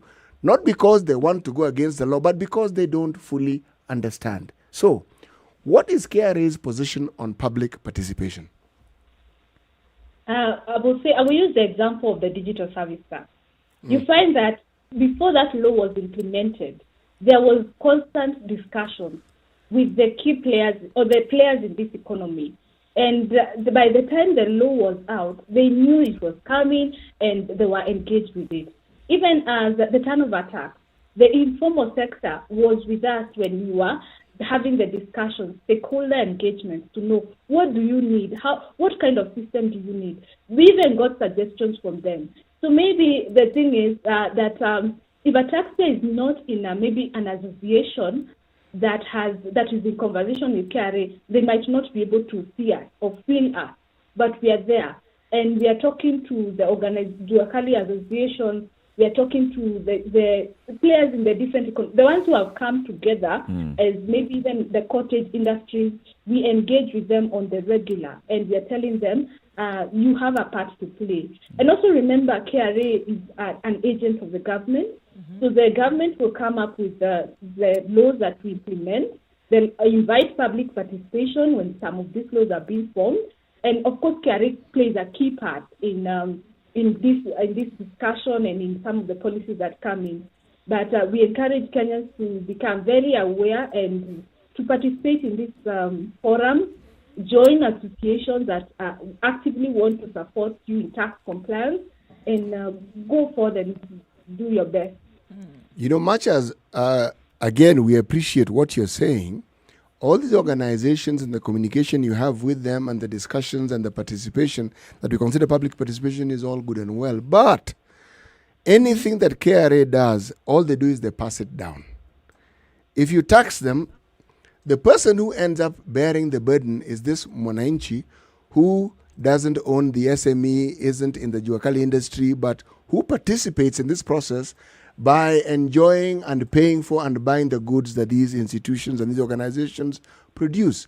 So when I say public participation, it isn't a criticism on what KRA is doing. I am saying expand your vision as KRA, just as you expect the citizens to understand, expand your vision and think more about engaging the public, not just these organizations, a little more. You may find it may actually bring you better dividends. That's true. For example, Monica, the case that you've given us of the digital services tax is a good example. It was announced, it came into effect in January. Between January and June, it has gone through evolution, whereby by the time we are now coming into the Finance Act in June, there's some changes to it and clarification that only the companies that are non-resident are the ones that are liable to pay the digital services tax. This should have come out initially from January, if indeed there had been adequate and sufficient public participation. Okay, so of course, any law that is made, you see, like when we are setting up this digital service tax, we have no model sort of available for us in Kenya to set up this regulation. So what we do is we look at other jurisdictions that have adopted the digital service tax and try and implement that. But when you roll something out, you're going to get feedback. And you're going to see, okay, for the resident person, let them remain just like any other taxpayer. And then we have that cleanup in our laws. And that's something that we have to accept in any law that we make, whether that be a tax law or any other law. When you now implement it and roll it out, you find that there are loopholes, there are places you need to clean up on, and the Finance Act helps us do that.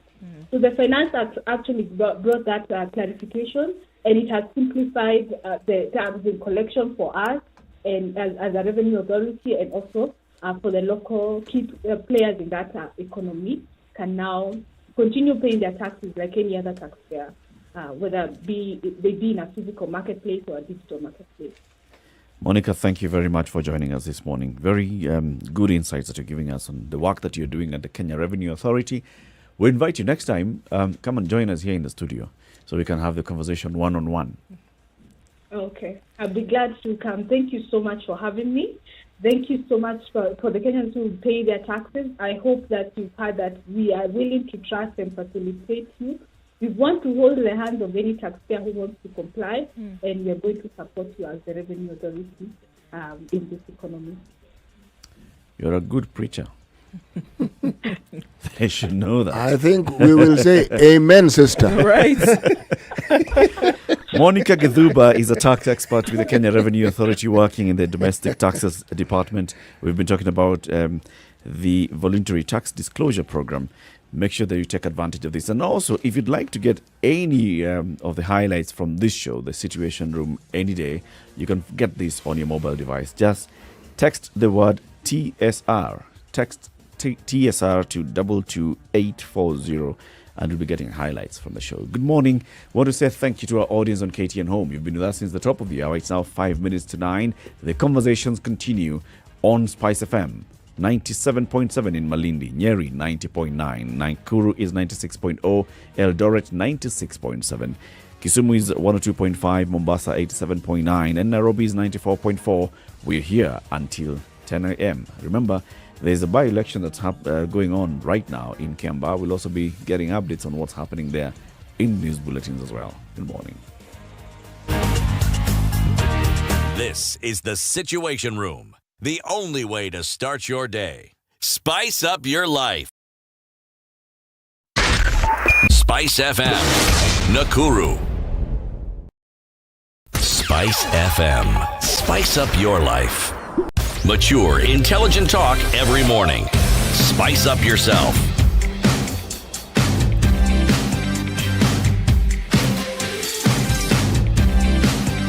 Mornings done right. It is 4 minutes to 9. Kenya's biggest conversation continues. So, the conversation with Monica on KRA, and she has repeated that so many times, that we are no longer this aggressive institution. We are actually friendly. We want to support you, do your business, thrive so that we can get more from you. This is what we've been saying for very many years. If KRA just understood that we are the goose that lays the golden egg, needs to keep laying this golden egg. And need to keep laying the golden egg, then support me too so that I can keep laying the golden egg. And that's exactly what they're saying now. Come to us. Before we get to a point of enforcement, we'll have exhausted all other avenues of working together, of trying to make sure that we support you as much as possible to remit your taxes. It's true. I think if we're looking at the back end of that now, is that then the question, especially coming out of a lot of social a lot of other social circles, civil society, is that, okay, so once this is collected, what actually happens to it? And you can see now that KRA is not stuck on those issues. KRA is saying, look, we are collecting, that's what we're supposed to do, we're collecting. But I think the other side of the conversation really then happens in terms of what happens to or with the taxes that you pay. And that could it be that more and more people would be more willing to pay these taxes without question if they could actually see the direct benefits of doing so on society? I think Kenyans are willing. Kenyans, I was actually thinking about it. Kenyans are really willing to work with government and support government. Yes. You want us to pay tax? We'll pay tax. You want us to register for what? Huduma number? We will register. You want us to stay indoors so you can come and count? Come. In fact, I was just thinking about that whole enumeration exercise during the census. And people really cooperated and welcomed the enumerators to their homes, even give them supper, give them tea, people really are okay working with the government. The problem is the other way around. Flip side. The government is not okay working with people.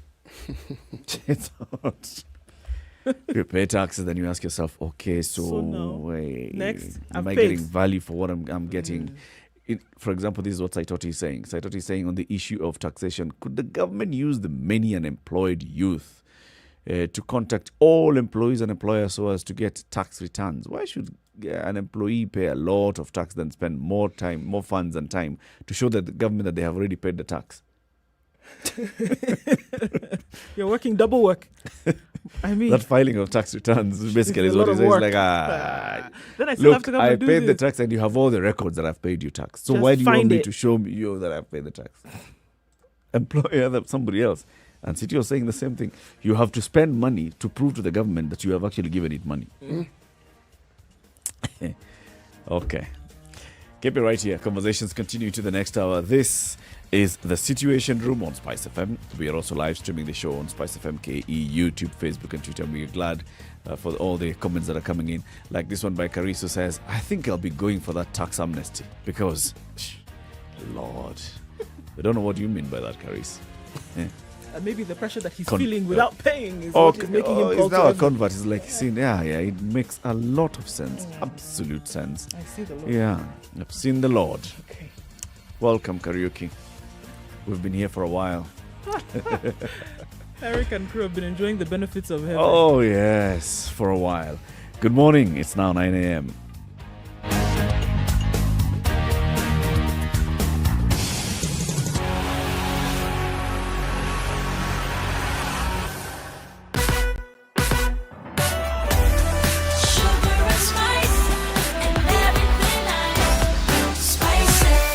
Spice up your life.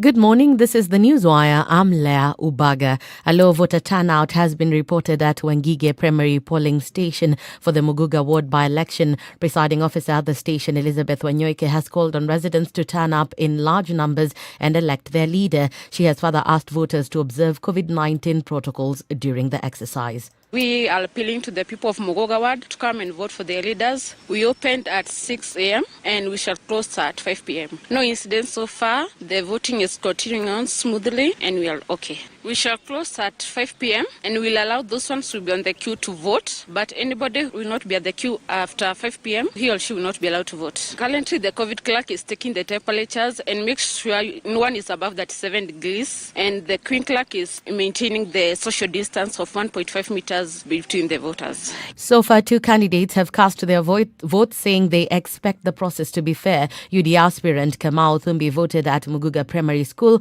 whereas Moses Gishao, the Third Way Alliance candidate, cast his vote, urging residents to turn up.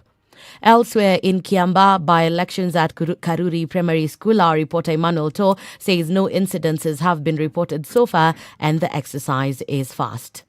The process is very easy. It takes about 2 to 3 minutes before a voter comes in, gets checked by the officials of the IBC to see whether the details from the voters register and from the voter side are correct. And after that, they go to the polling booth, they get the polling material to just stick into the box of the candidate that they would like to see represent them in the next remaining term. And we're seeing this process just taking about 2 to 3 minutes. We've spoken to some of those who have voted, and they're calling upon those who have not yet come in to vote.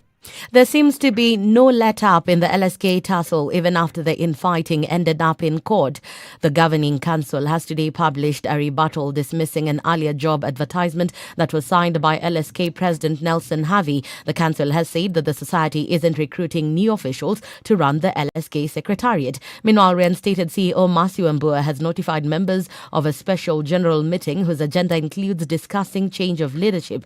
LSK is troubled by wrangles between the society's President Nelson Harvey and the head of the Secretariat, CEO Mercy Wambua. An officer from the government chemist has revealed that DNA samples collected from the scene of crime did not match those of Migori Governor Okoth Obado and his aide Michael Oyamo. The chemist is among the witnesses who are lined up by the DPP's office, who have one more witness lined up to testify today before the trial is adjourned. That's the Newswire. I'm Leah Ubaga.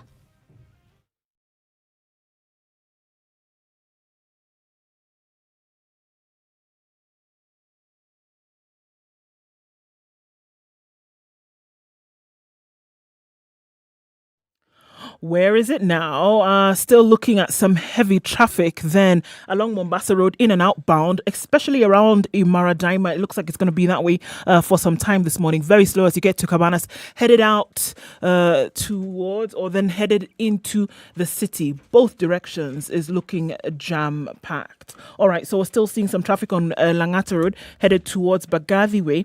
Also some then coming off Ngong Road, and it's taking some time as you then approach the City Mortuary roundabout. On Chiromo there on the Wayaki Way, headed out in that direction also is still quite jam-packed. Landys Road, we're looking at that area, joining from Lusaka Road, heading then from Jogo Road, Makadara, beyond that... the Donholm rail stop looks much better now. The Eastern Bypass still giving us some problems this morning, but let's keep an eye on things and see how that opens up. Thika Road around Muthaiga, also getting into the city, is very slow. Keeping an eye on that as well. Let us know if you're stuck somewhere. SpiceFM KE on Twitter through the morning. Text on 40127.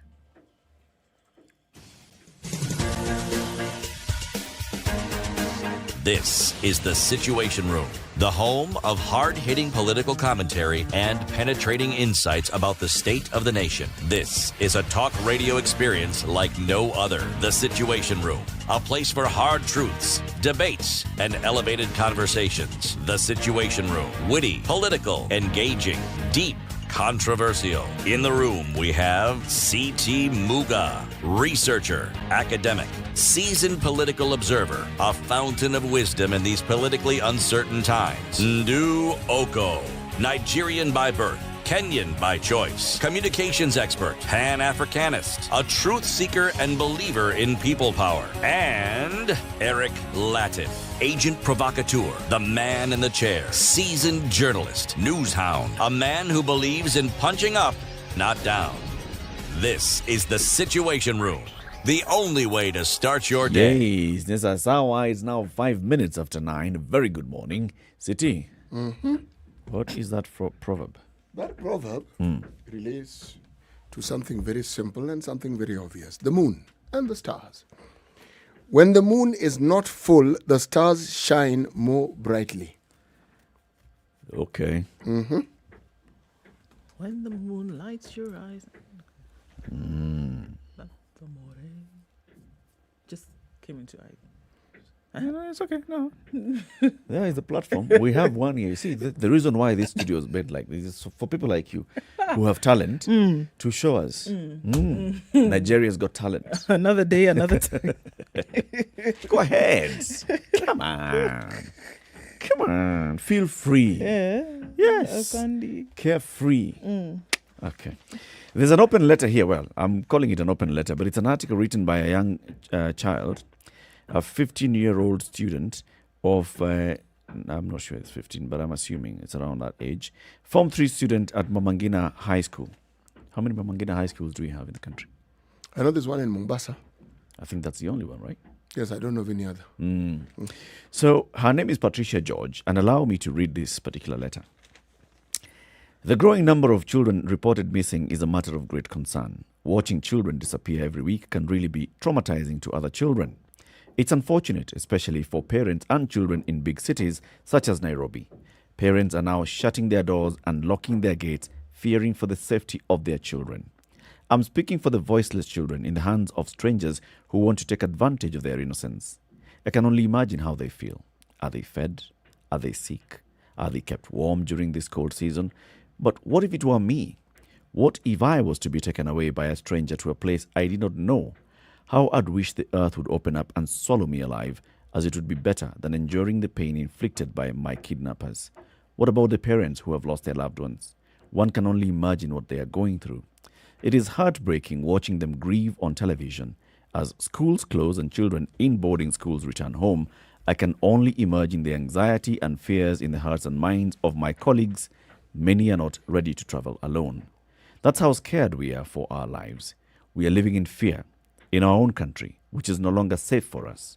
We are afraid of being scooped off our feet by malicious strangers the moment we are out of the school gate. This fear keeps rising as the closing day, Friday, July 16th, approaches. It is out of this fear that I plead with the government to do something before this matter gets out of hand. I hope that they find the lost children and punish the criminals. May God give the captured children strength and endurance as He fills the hearts of their parents with hope. At the same time, may the Almighty touch the hearts of their abductors with empathy, so they feel the pain that the minors' parents are going through. Have a hopeful week. Patricia George, Form 3 student, Mamangina High School.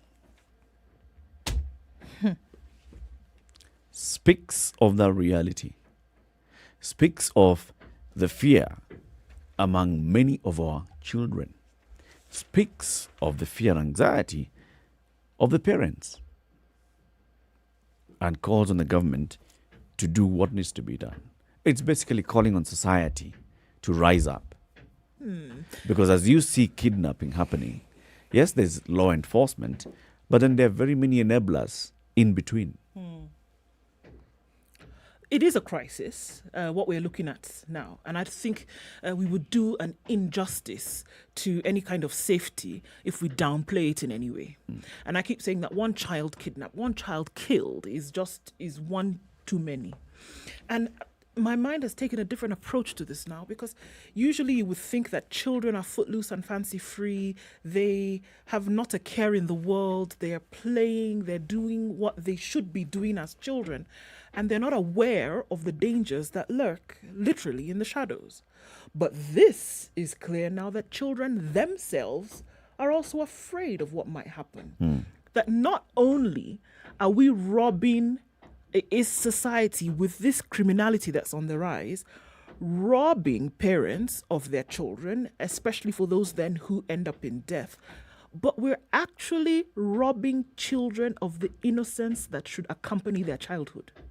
That now children are afraid of going out to play in a manner in which they normally would, because the danger of them possibly being kidnapped is very real.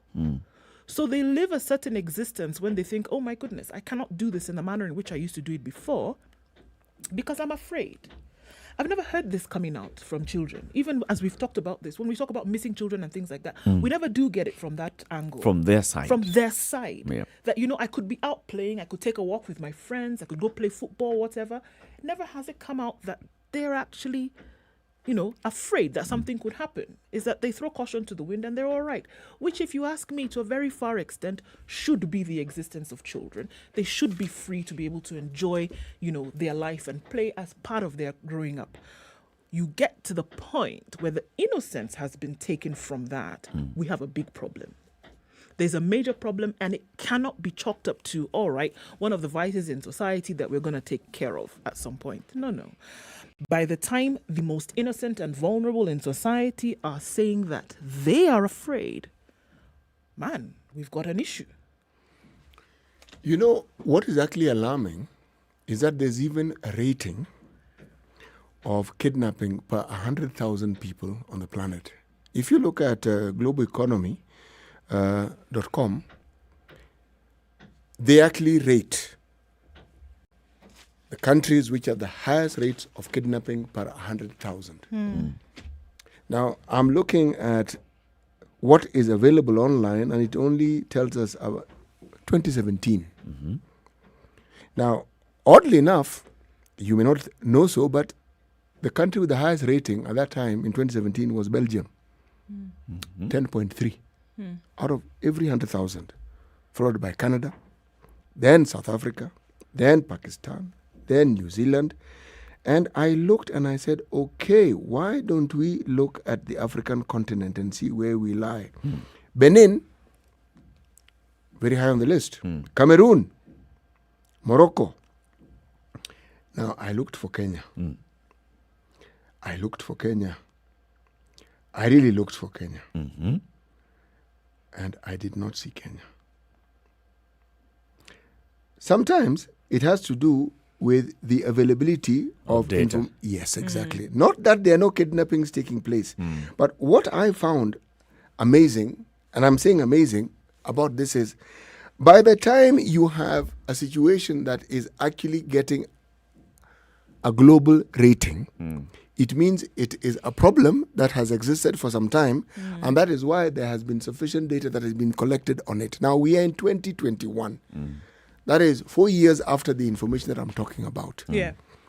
Now, in that period of time, we've seen rising of kidnapping. In fact, it's like it's become an occupation on this continent. In Nigeria, for instance, there's no day that passes before you hear that there's been, and it happens in more than any other place in a certain part of that particular country, in the northern part of the country. Now it's even going to the south. All right. See, now this is the thing that you're saying, CT, is because there's the realization that, hold on a minute, it's worked, yeah? They've been able to do this, and some parents have actually, coughed up the funds. So we can also practice this trade in other parts of the country, spreading like wildfire. Yes. Here we're talking about children, and the news that you hear coming out of Nigeria is even alarming because they go to schools. So you actually find, and they target girls more than anyone else. You find they've gone to a girls' school and kidnapped 140 girls. And you're thinking, that is a large number of people to kidnap. Yeah. But then there's the darker side of it. Those who don't just kidnap, but those who trade. Yep. Meaning slavery is back in full force. Children are kidnapped and sold. It's an alarming thing. Alarming insofar as if there's a trend that is happening in your country, this isn't something that you treat with the kids' gloves. It's something that must be stamped out. Completely. You hit it before you get to those levels. Yes. Because those levels, those reasons that are usually documented of what happens in the kidnapping rings and cartels. Like you said, the first one is human trafficking and child trafficking for whatever exploitation, sexual exploitation or labor. And then there's those who do it for commercial reasons, for demanding ransom, and then they release the person. Those who do it for ideological reasons, like what's happening in northern Nigeria, for example, or this Boko Haram is just coming, and it's an ideology. They are fighting the issue of taking children to school through an education, especially a girl child. And then there are those who are just criminal, deviant, and deranged elements in the society who kidnap somebody just to go and kill. Now, which of those, from these reports that are coming out in the country in the last 48 hours, are we seeing? There's the ransom bit, and then there's just that one where it's just somebody who's deranged, who's kidnapping, going to defile, killing. Kidnap, defile, kill. But you can see the length to which they are going. Like those boys who were playing in Isli, playing football. This person has been coming for a while. That means that they've been, watching you. They have targeted you. They have basically just come and cased you. They have befriended you. And on this one day, they grab you. And according to what the DCI is telling us, they're using some substance to make the kids get unconscious so they can carry them away. That is somebody who has thought it through and they're completely aware of what they're doing. This other one in Moy's Bridge, it's the same. This is somebody who knows what exactly they're doing. They look, they identify, they go, they abduct, they go ahead and defile, and then they kill. And that's where they get their thrill from. These are criminal elements in both ways and just wrong. And as long as they continue operating, then we are just getting to a level where we need to see this being dealt with. There's something that happens in a society when you touch children. If you look at reactions every time somebody has been accused of harming a child, there's no issue of, arrest them, take them to court. Remember the story of somewhere in a tea plantation in Kiambu County, where a gentleman offered some 2 school-going girls a ride. Yes. Dropped one off, tried to kidnap the other. And then this one got out of the car and screamed, and people in the tea plantation heard her screams and they came to her rescue. What did they do to that guy? Beat him senseless. And everybody who was watching that clip, even on social media and getting the explanation, was saying, they should have killed the guy. They should have limped, yes. Yeah. Yesterday, when the news came out of DCI, where they're calling this guy the vampire and all these things and saying, this guy has even taken us and showed us what he did and explaining to us how he went about it. What's the reaction? Lynch him. A majority are, lynch the guy. Lynch him. There are those who are saying, okay, follow due process. Don't call a guy a vampire if you really are not saying that he was doing that, but follow due process. But a majority, it does not matter. You touch the most vulnerable in our society. Those whom we've been given a responsibility to protect. kill the person. Now, Go ahead. if the government does not actually go in and rein in, if the society rises up, this is what we're going to see. Well, I mean, and look, if we want to draw parallels with what is happening, I also did see a video coming out of Nigeria yesterday that was sent to me where a gentleman had gone into church on Sunday and he took this little girl, had given her a sweet, same thing, to essentially knock her out. And when he was walking along, he now left church with her. And somebody asked, hold on a minute, where are you going? Because it is, where are you going with this girl? And then the girl now said, this is not he says, oh, this is my niece. And the girl spoke up and said, this is not my uncle. There was no question about, are we going to call the police? Can we verify? Can we do DNA tests? No. Kid said, this is not my uncle. What? People who were worshipping, having a kumbaya moment in church, came out and left this man in a bloodied state. So I hear what you're saying. That people are saying we are not going to wait for you to follow due process, for you to come and start finding out who is he, where has he been, whatever. No. You have touched a child. It is enough. That's it. That's enough. And it's going to very quickly get to this state. We saw... It's already hot. It's already happening. We're already there. We saw the situation coming from Ngong Road, coming from Ngong to town over the weekend, and a child is crying bitterly. And then you say that you don't know the name of the child, and then it turns out later that you were the sister to the mother. It doesn't make sense. Yep. Some things just don't make sense, and we're hurtling quickly towards a place where people are going to start asking. Another one, Mlolongo the other day, Isli the day before. I mean, it is every day you're able to point to a situation where things are going wrong, and children are becoming the target. Nobody is going to... These things that we are being told, quickly report to the nearest police station, call this person, do the other. It is not going to happen. How should we make this be the norm? Because look, even in the case of the gentleman who was arrested yesterday, and he even confessed to the police, there was another killing in Kimilili. I was involved. But what had actually happened in Kimilili is child was abducted, child was found, a 13-year-old boy identified as Aaron was brutally murdered by the killer. The killer is recounting to detectives the gory details of how he killed this innocent boy. However, already the residents of this place in Kimilili, Kamukuywa, had suspected somebody else and gone and torched that other person's house. It turns out that this person is innocent. But they had been like, we're not waiting for the police. Yes, we suspect you're responsible for it. Torch the house. But isn't that another problem, though? That's that it. Folks are not going to wait for law enforcement to come. Yes, but as you're speaking, you know what I'm thinking of? There are trends that followed the same trajectory. People who are just mentioned as being witches. Yes. Or warlocks. Whatever you want to call them. And at the coast specifically, the people who are targeted and accused of these dark practices were elderly people. No one waited for anything to be proved. It looks like so long as you had enough people accusing you, you could consider yourself dead. Yep. In Kisii, we had very many cases of this sort. Now, the problem is, when you have atrocities such as this being committed, it then opens another avenue of people who may have a grudge with someone. Someone who has absolutely nothing to do with any kidnapping or any misdeed. If they are accused and there is enough community emotion whipped up, that person can consider themselves dead. Now, this is where now lawlessness becomes terrible. I've been looking at the websites where the issues of kidnappings take place. Kenya has appeared. There are websites that talk about Kenya. But you know what is strange? That list is so long, you have to ask yourself, where is it that you do not have... happening. Yes. It's everywhere in the world. Well, it is everywhere in the world. And you know the country that is turning out to be one of the highest, with the highest case of kidnapping? Talking about 2020, New Zealand.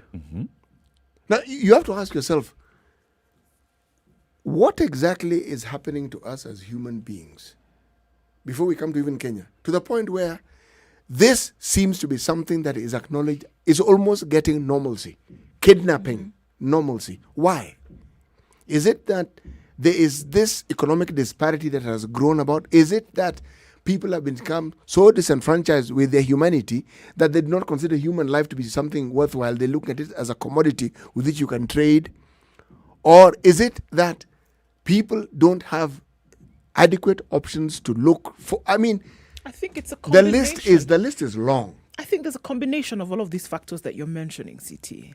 I really do think that in terms of the moral ladder, we've really, lost many steps on these rungs. I think also at the same time, economic disparities are quite large and the gap continues to widen. And I do think that it has become so desperate for many people that the crime has been the option. And then once it has been the option and it has worked a couple of times, it now becomes the modus operandi. And children are an easy target. Because they're helpless. Exactly. And they're weaker. Yes. Than the perpetrator. It is very, very unfortunate that is the line that people have taken. But on the other side, again, this is the thing. Are we looking also at mistrust or distrust of law enforcement agencies, that when something like that happens, your first reaction is not to pick up the phone and call the police?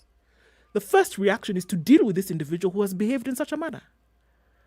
If he dies, or if he or she dies, okay, no problem. We'll chalk it up to we were defending this child. I think it's an issue with delayed justice.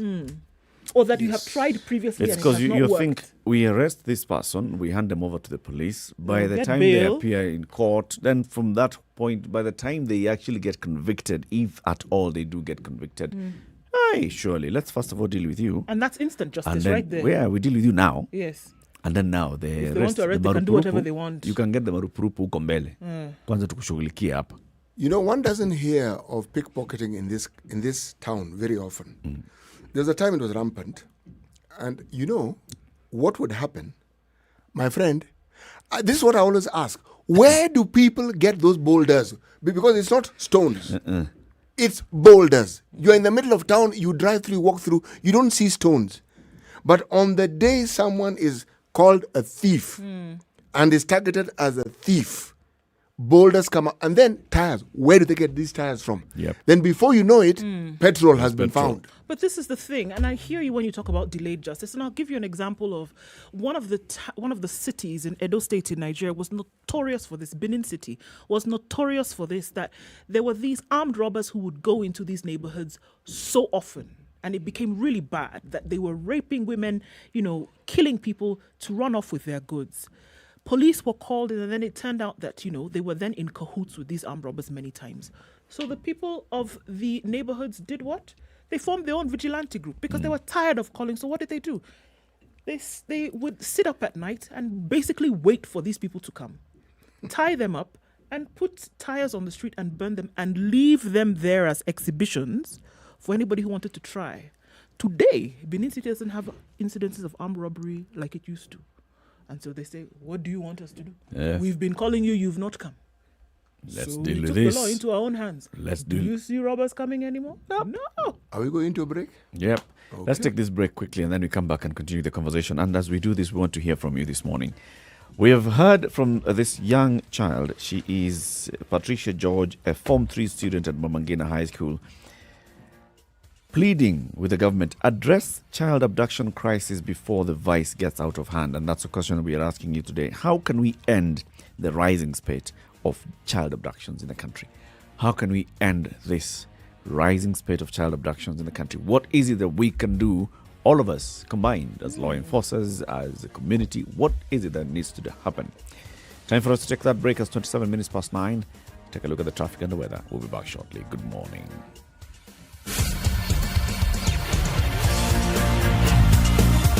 This is the Situation Room, the only way to start your day. Spice up your life. 24/7, around the world, non-stop. This is SpiceFM. The COVID-19 pandemic has reminded us that knowing how to spot fake news can be the difference between life and death. The spread of fake news has national implications too. Is your governor really delivering on his campaign promises?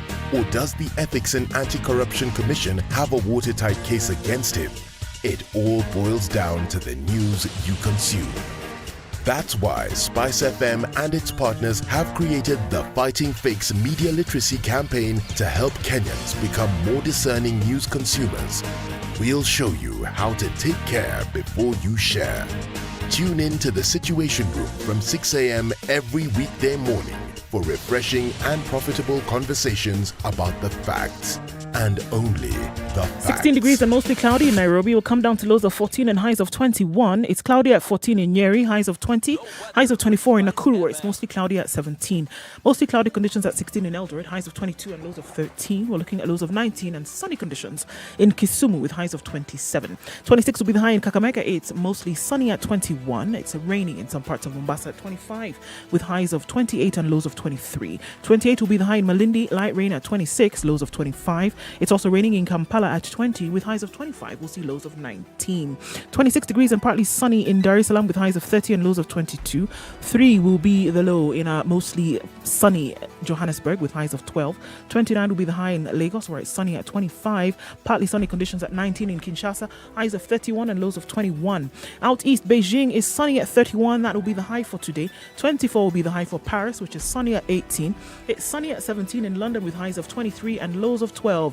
And rounds off in New York, it's 24 degrees, clear skies in these summer months, highs of 31 and lows of 24.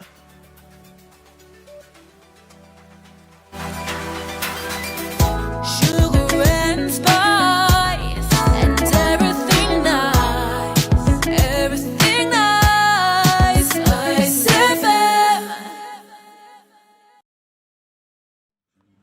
All right, still some traffic inbound on Mombasa Road today, especially right around Umara Daima, but it looks much better in other parts of the city.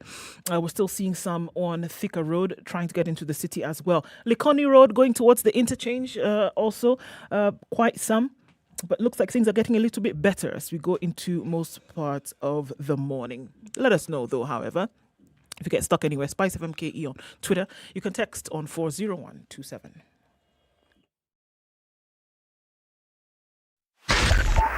102.5 Spice FM, Kisumu.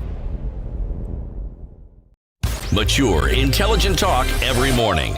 Spice up yourself.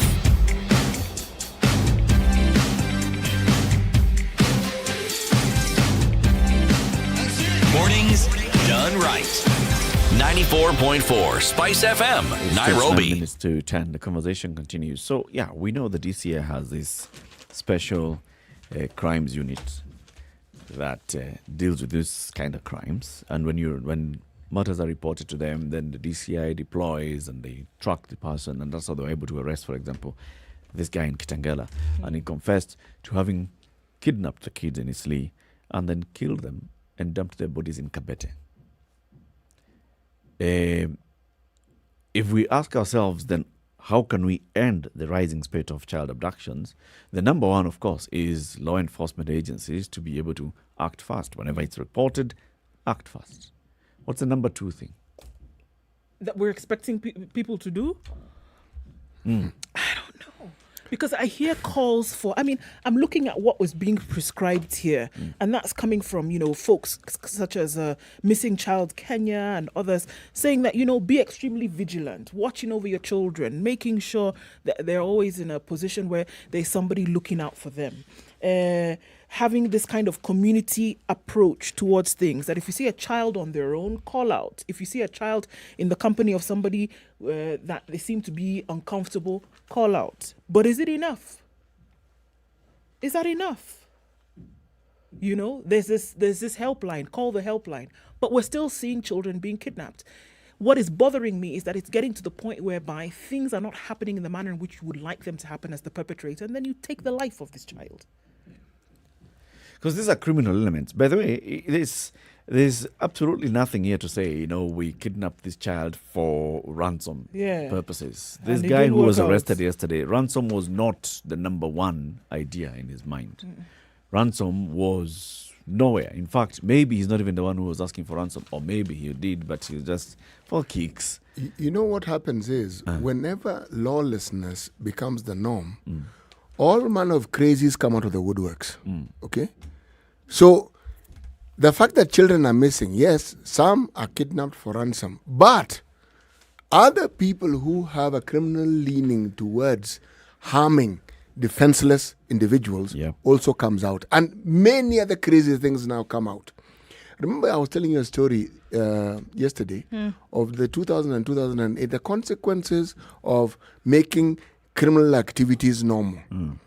People, and it was within Kisumu town, where criminal elements now started going to the so-called affluent estates. You think it ended there? No. Even in the estates that are not affluent, do you know what would happen? We saw it happen in Kibra. Somebody would go shopping. There would be individuals who would wait for you and simply take your shopping. They would not harm you, but they will take your shopping. So it got to a point where parents could no longer send their children, the normal, send the child to go and buy this and the other. Yes. You couldn't go, it would be taken. Now, what happened was that people in these areas, then, because after all, you live there, you know these people. They warned their parents and said, you know something? Your child is involved in these criminal activities. Please ensure that they stopped. Of course, they didn't. They would round up these criminals and burn them in the house, tires and all, doorstep of your parents' home. Yes. Community policing, basically. Many of these criminal elements fled the estates and there was peace. Now, I am not saying that I encourage these activities, but I am saying when citizens get to the point where they feel the law enforcement isn't going to help us here, and we live with these criminals and we even know them, and they don't seem to be understanding that we are not going to put up with this. But there's the second element. When the criminal activities get to your doorstep and you realize, my goodness, I'm not exempt from this. It's also happening to me. There is a complete overhaul, not just in the thinking, but in the way we do things that then is called for. Yes. Because the things that we put up with, and let's get to the basics. Why is it that we're seeing these levels of poverty? Why is it that we're seeing these levels of disparity? Yes. We're seeing them because people whom we elect, people who are charged with these duties, are not doing what they're supposed to do. They're doing the complete opposite and abandoning the functions for which they are paid by our tax monies to comply with. Now, the problems go back to the doorsteps of the rulers, the people who are in charge of our lives, whether they are elected leaders, whether they are government officials. It falls down. Because if the police service are provided with all the wherewithal that is required for them to carry out their duties, we can then point our fingers. But the truth is, they hardly ever are. Why? We've been talking about hospitals since morning and how it is that they're ill-equipped. Is it that the counties get money? Yes, they do. Is it that they always use this money for what they're supposed to? The answer is most certainly no. Because then why do we have cases of officials who work within the counties with monies that they can barely see? Somebody tells you it was honey, somebody tells you they were selling charcoal, another one tells you they were selling eggs, another one tells you they were selling vegetables. Ridiculous stories that don't simply add up. Now, what we are complaining about, what we're talking about now, just one of the things that will be the net consequences of these things. We didn't know it would get to this stage. The truth is, it is going to get worse. Not it'll end, it'll get worse. All things remaining constant as they are, you're probably even getting worse, is that things will get worse. That we are here raising our eyebrows and shouting on top of kidnapping and children being killed, it'll become something else. The wanton criminality that will happen it should not be surprising then. And we're looking at direct consequences to poor implementation of what it should be guaranteed as the rights of people not being done. Look, there's never a justification for anybody's criminal behavior. Never. But can you see the reasons behind people taking this? I was looking at, you talk about Belgium, for example, on this index of kidnapping. And the top 10 cases of kidnapping in Belgium, nothing had to do with economic disparities. No. These folks were not kidnapping because they didn't have money. They were trying to prove the top 10 cases in the country. They were trying to prove a point to a powerful individual that be, and so they took their loved one in order to prove a point, or they were trying to prove a point to the state. It's not because they didn't have bread and milk in their house. They did. They did. It's ideological issues. Yes. They're just fighting for its political cause. Yeah. That is making, and they kidnap, do they kill? No. They don't kill. At Yeah. some point, they release and say, okay, You got either that or they then have been apprehended by the authorities. Or in authorities. countries like Pakistan, where you have criminal elements doing the same thing. Crime lord, want to teach you a lesson. Yeah. So we looked for a loved one. Once again, the issue of ransom may be talked about, but that isn't really That's the not issue. the issue. It's feuding families. It's basically trying to drive home a point and show you that I'm the one. In some cases, that like ours, like looking at this, at the description given of the gentleman that was arrested over the kidnappings in his sleep by the police, they say Master Milimo Wanjala. Well, they're describing him as a bloodthirsty vampire. He's 20 years old, but he started his first kidnapping escapade was when he was 16. 5 years ago. He executed his first victim 5 years ago. Purity Maweo, a 12-year-old girl, was the first to fall prey to the killer. The young girl was kidnapped from Keimakimwe in Machakos and her blood sucked by the killer before being left for dead. This guy is not okay. No, he's not. The killing marked the beginning of a spate of child disappearances and executions, and the killer has just been saying, I did this one in Kamukuya, in Kimilili, I did this one, I did it. This person has been operating in society. He had rented a house somewhere in Kitengela. He's been living there. He's somebody who's not okay. This other one in Moy's Bridge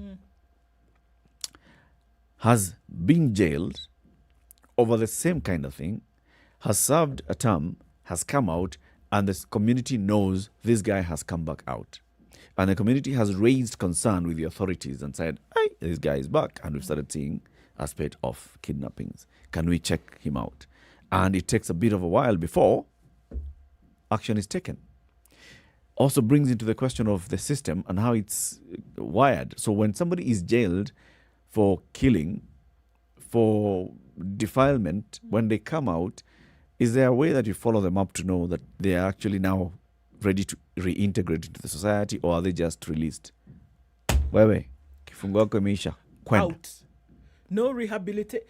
But then you also have to ask the question that while incarcerated, what kind of rehabilitation process is taking place? It's not a matter of rehabilitating. It's locking you in there so that you don't have access to the outside world. Whatever happens to you mentally, that is nobody's business. It's locked. It's locked. Yeah. Time to come out.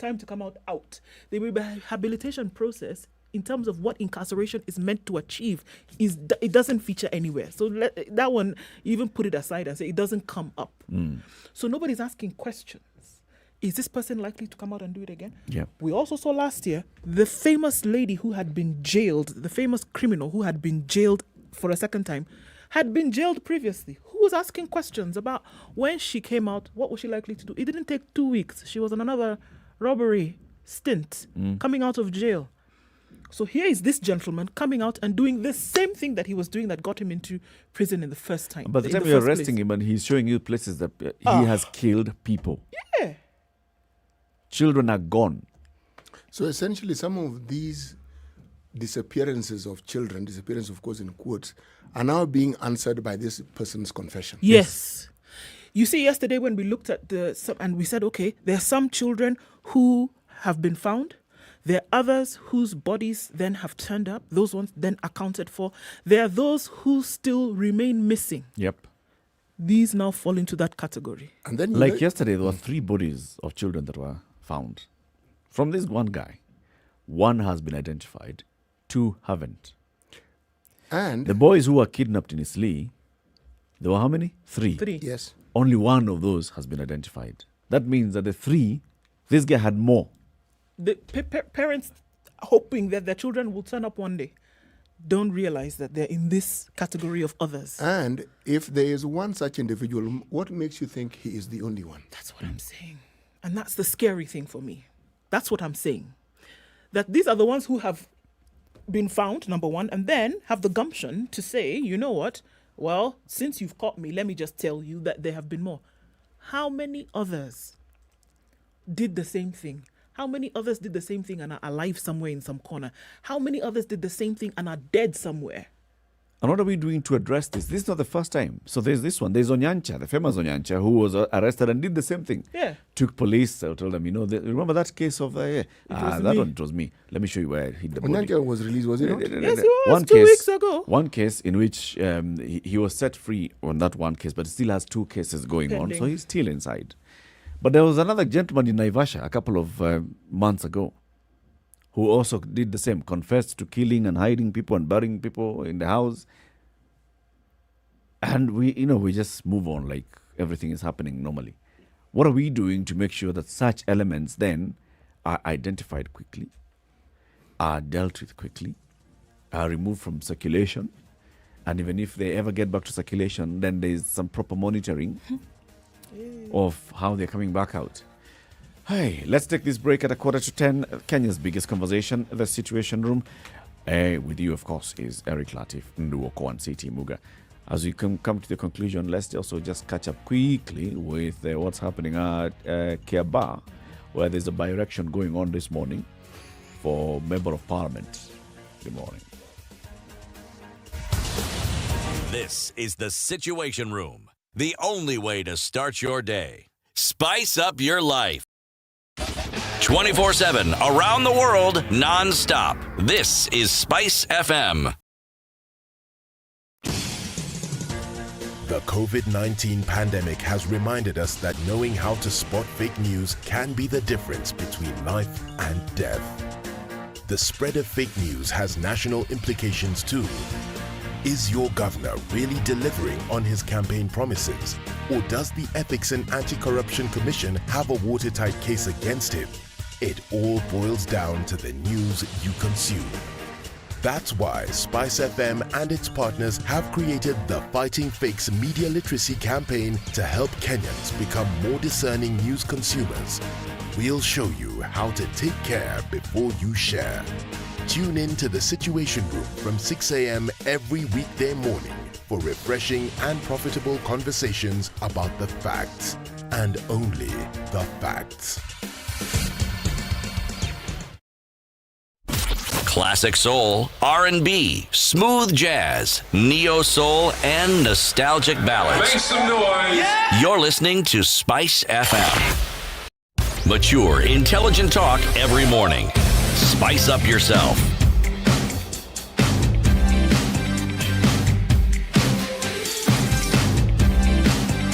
Mornings done right. 14 minutes to 10. As we continue the conversation, we'll be catching up with Chris Thairo, who is following the by-election in Kiamba constituency. You were asking, Eric, about, what then people should do. I know this is what is prescribed, but to me, it needs to be upped by about 100,000. So how parents can keep their children safe. The first one is ask children to stay away from strangers. Parents should help children identify trusted adults. Ask children to run and scream if someone tries to force them to go somewhere with them or tries to push them into a car. Teach children mobile or telephone skills.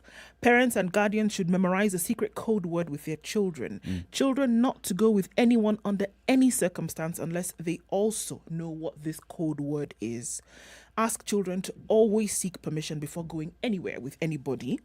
Parents or guardians should always know where their children are going, how they will get there, who is going with them, and when they will be back. Those are 7 prescriptions that are being given. How do we deal with it? These are some of the things that we are being told to do.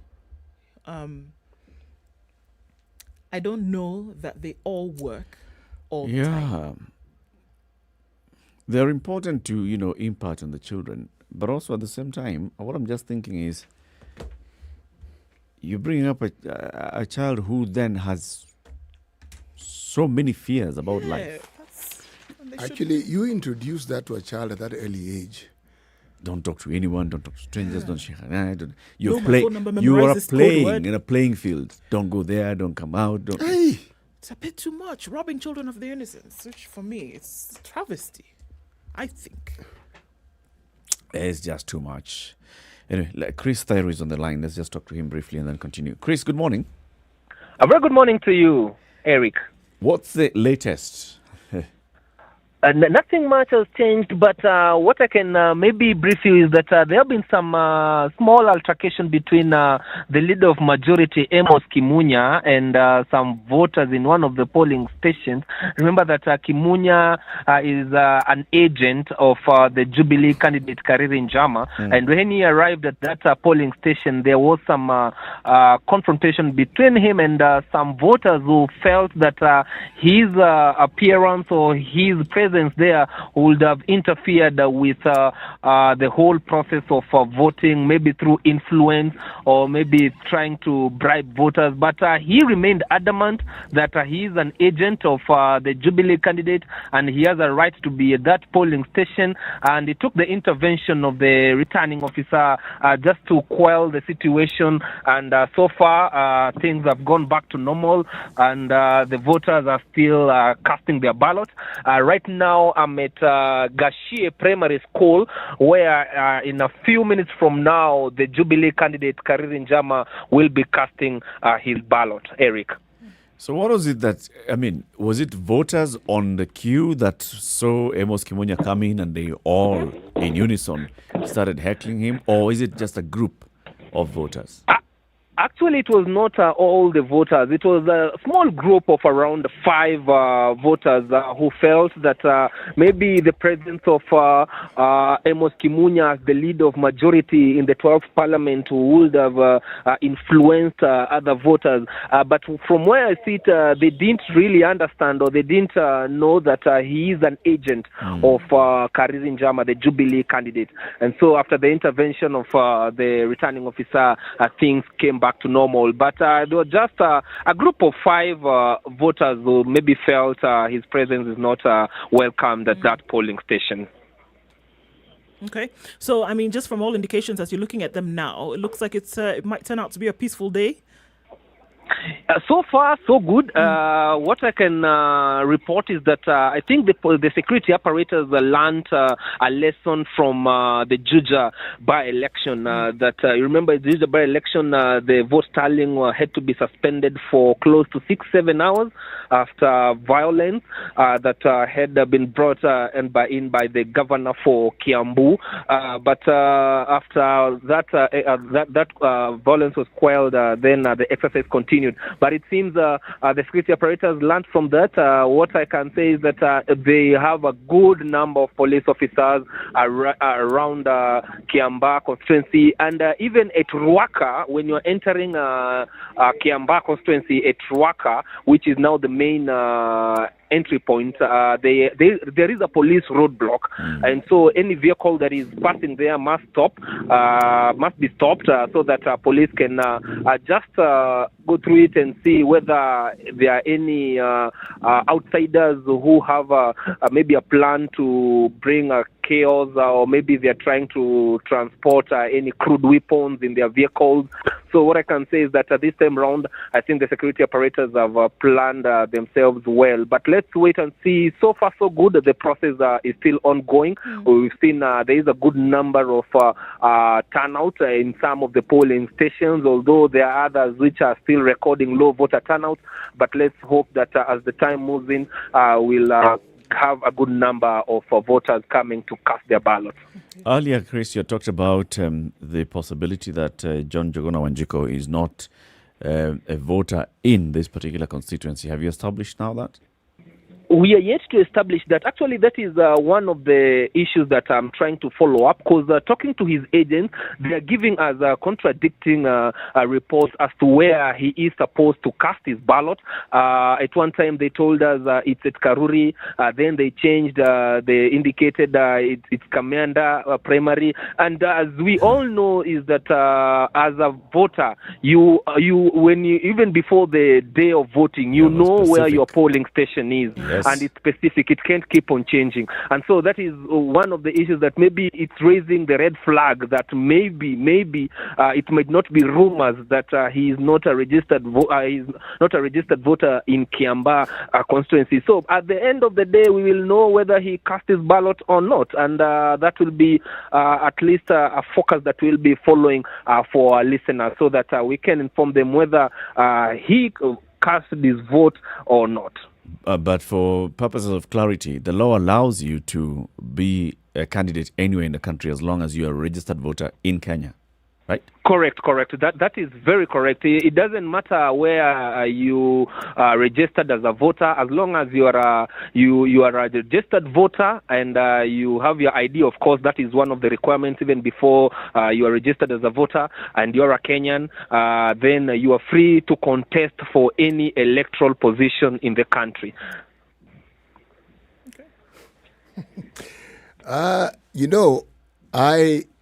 I am delighted to hear that we've only had one small issue, and I'm hoping it continues that way, because whenever you have these issues that arise from, well, whether it is a goon squad, whether it is utterances that people don't take too kindly to, it actually mars what ordinarily ought to be a very, not just a peaceful event, but something that would actually help us move forward, because examples of vandalism and hooliganism never really help an electoral process in any way.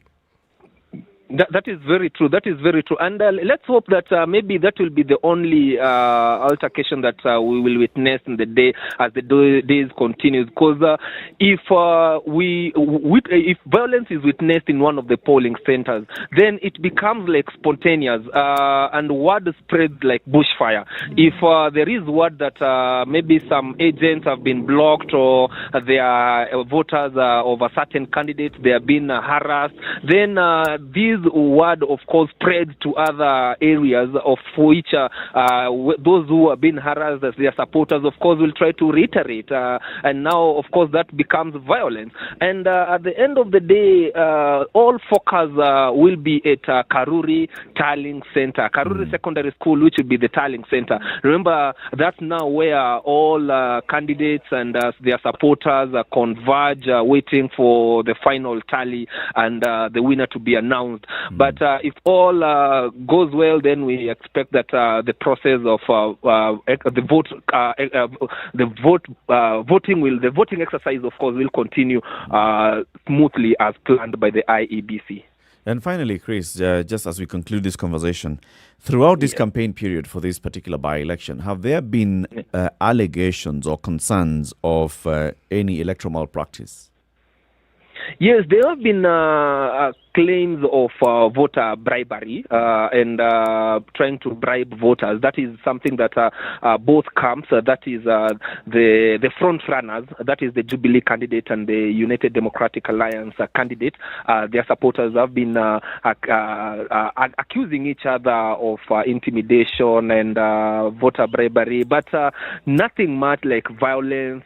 In their campaigns, they've been peaceful. But what I can report, for the last 1 week, we've seen that both camps have really pumped in millions of shillings in their campaigns, because even their posters, their T-shirts, the caravans that they used to campaign with, you'll see that they really pumped a lot of money for both camps, that is UDA and Jubilee. But when it comes to violence, nothing much can be reported. They were peaceful, even when they used to meet maybe abruptly at marketplaces, when maybe UDA is campaigning on this side and Jubilee, they will just pass each other as friends or as good challengers, just ready to meet each other at the ballot. Right. And let's hope that the residents of Kiambaa maintain that peace and tranquility even as we wait for the IEBC to conduct this election, and finally tell us who will be representing Kiambaa constituency for the next less than 8 months before the 12th Parliament is dissolved and Kenyans participate in the next general election in August 9th, 2022. Chris Nairo, KTN correspondent, thank you very much for joining us this morning. Thank you. Asante. So far, peaceful. As expected. Well, not always expected, as we saw in Kabuchai. But so far, peaceful. Let's see how it continues the rest of the day. We hope that it can all just be peaceful. Sure. Yep. So, like I keep saying, our problem is not the IEBC. It's not the commission It's or not the the candidates. commissioners. Shida iko mahali na kila mtu anajua. We'll run away from it. So, City, we're coming to the end of the show. You'll give us today's proverb, where it is from, who was the first Muhenga to come up with it, When was it the- edited, When the improved? moon is not full, the stars shine more brightly. Uganda from the Baganda. You know, there are again many proverbs within our African communities that more or less have a similar message. But the one which Ndu brought out early this morning was one of competition. Because remember, it is which one shines brightly. They all shine. But one shines brighter when the other is not present. We left out the sun in this equation because when the sun then does shine, you will neither see You'll the see moon, nobody and even else. if you see the moon, nor the stars. Yes, exactly. And we all know that essentially what we refer to as the shining from the moon and the stars are actually reflections of what the sun does best. Yes. Safi kabisa. Asanteni sana kwa kusikiza kipindi cha leo. Join us again tomorrow morning. Tomorrow is a happy Friday. We will be talking about alternative voices in the country, political voices. Last week we had presidential candidate Ruben Kigame. Tomorrow we'll have another guest with a political party, and that's what we want to hear. And our friend Pigeon as well. We'll be having you on the show soon in coming days. Asante sana. Keep it right here for more music and more entertaining conversations. This is